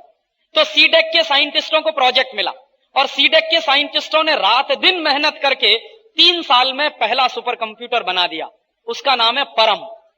जो परम नाम का सुपर कंप्यूटर है, उसी की कृपा से आप रोज आंखों देखा मौसम का हाल सुनते हैं टेलीविजन पे। और आज इस साल वही सीडेक परम से 3 गुना ज्यादा ताकतवर और 3 गुना ज्यादा तेज चलने वाले सुपर कंप्यूटर बना चुका है, और अगले साल तक वो इस देश में फंक्शन करना शुरू कर देंगे। और ये जितने सुपर कंप्यूटर बने हैं, ये 100% इंडिजिनस हैं। एक भी सामान उसमें किसी विदेशी कंपनी का नहीं लगा, और कोई भी विदेशी कंपनी उनको बनाने के लिए नहीं आई इस देश में। तो कोई भी विदेशी कंपनी आपको एडवांस टेक्नोलॉजी देने नहीं आती, ये आप जान लीजिए। और दूसरा उदाहरण दूं, हिंदुस्तान में जितनी मिसाइल बनी है, हमारे पास अग्नि है, पृथ्वी है, त्रिशूल है, बाण है, और अब हमारे यहां हम बैलिस्टिक मिसाइल बनाने जा रहे हैं 2500 किलोमीटर की मार करने वाली, जमीन से हवा में, जमीन से जमीन पर और हवा से हवा में। 3 तरह की क्वालिटी की मिसाइल अभी बनने जा रही है, इस साल तक लॉन्च हो जाएगी, और वो बनाई है डीआरडीओ ने, डिफेंस रिसर्च डेवलपमेंट ऑर्गेनाइजेशन के साइंटिस्टों ने। 100% इंडिजिनस है सब, एक भी पैसे की टेक्नोलॉजी उसमें विदेशी नहीं है, कोई भी परदेशी कंपनी नहीं आई उसकी टेक्नोलॉजी हमको देने के लिए। तो जितनी टेक्नोलॉजी है एडवांस, वो हम खुद बना रहे हैं। तो परदेशी कंपनी क्या देने के लिए आई है? टमाटर की चटनी, Maggi hot and sweet tomato chilli sauce, आम का अचार, आलू का चिप्स, पोटैटो चिप्स, रफल्स और हॉस्टेस का, कैडबरीज की चॉकलेट, नेस्ले की चॉकलेट, माने जिन चीजों को बनाने में कोई टेक्नोलॉजी नहीं है, जो जीरो टेक्नोलॉजी के आइटम है, उन्हीं को बनाने के लिए मल्टीनेशनल आए। कोई भी हाईटेक आइटम देने के लिए आपके देश में नहीं आया। एक प्रश्न है, मुंबई के पत्रकार आपके बारे में गलत प्रचार करते हैं, वो तो महात्मा गांधी के बारे में भी करते थे। महात्मा गांधी को भी लोगों ने नहीं छोड़ा था, और मैं आपको नाम लेके कहूं, इस देश में एक बहुत बड़ा पत्रकार हुआ करता था, छोड़िए उसका नाम नहीं लेता, नहीं तो गलतफहमी हो जाए। गांधी जी के बारे में वो आदमी क्या क्या नहीं लिखता था, मैं आपको उसके लिखे हुए कटिंग्स दे सकता हूं। उस जमाने में 2-3 बड़े अखबार निकलते थे, एक था हिंदुस्तान टाइम्स, एक था टाइम्स ऑफ इंडिया। तो हिंदुस्तान टाइम्स और टाइम्स ऑफ इंडिया में कोई एक सप्ताह ऐसा बाकी नहीं जाता था जब गांधी जी के बारे में वो पत्रकार ना लिखता हो। क्या क्या नहीं लिखा, गांधी जी के चरित्र के बारे में, गांधी जी की हिपोक्रेसी के बारे में, गांधी जी को इडियोटिक कहा करता था, सब बातें कहता था। लेकिन गांधी जी ने कभी भी उस आदमी को अपनी लेखनी से जवाब नहीं दिया। अक्सर लोग कहा करते थे कि बापू आप अजीब आदमी हैं। एक आदमी है जो रोज आपको जो है डंक मारता है, रोज आपको उकसाता। तो गांधी जी कहते थे कि तुमने एक कहानी नहीं सुनी, एक ऋषि थे, तो बिच्छू था, वो रोज डंक मारता था ऋषि को। ऋषि बेचारे शांत बैठे रहते थे। एक दिन चेले ने पूछा कि आप बेवकूफ आदमी हैं? उसने कहा बेवकूफ नहीं, बिच्छू अपना काम कर रहा है, मैं मेरा काम कर रहा हूं। बात खत्म हो गई।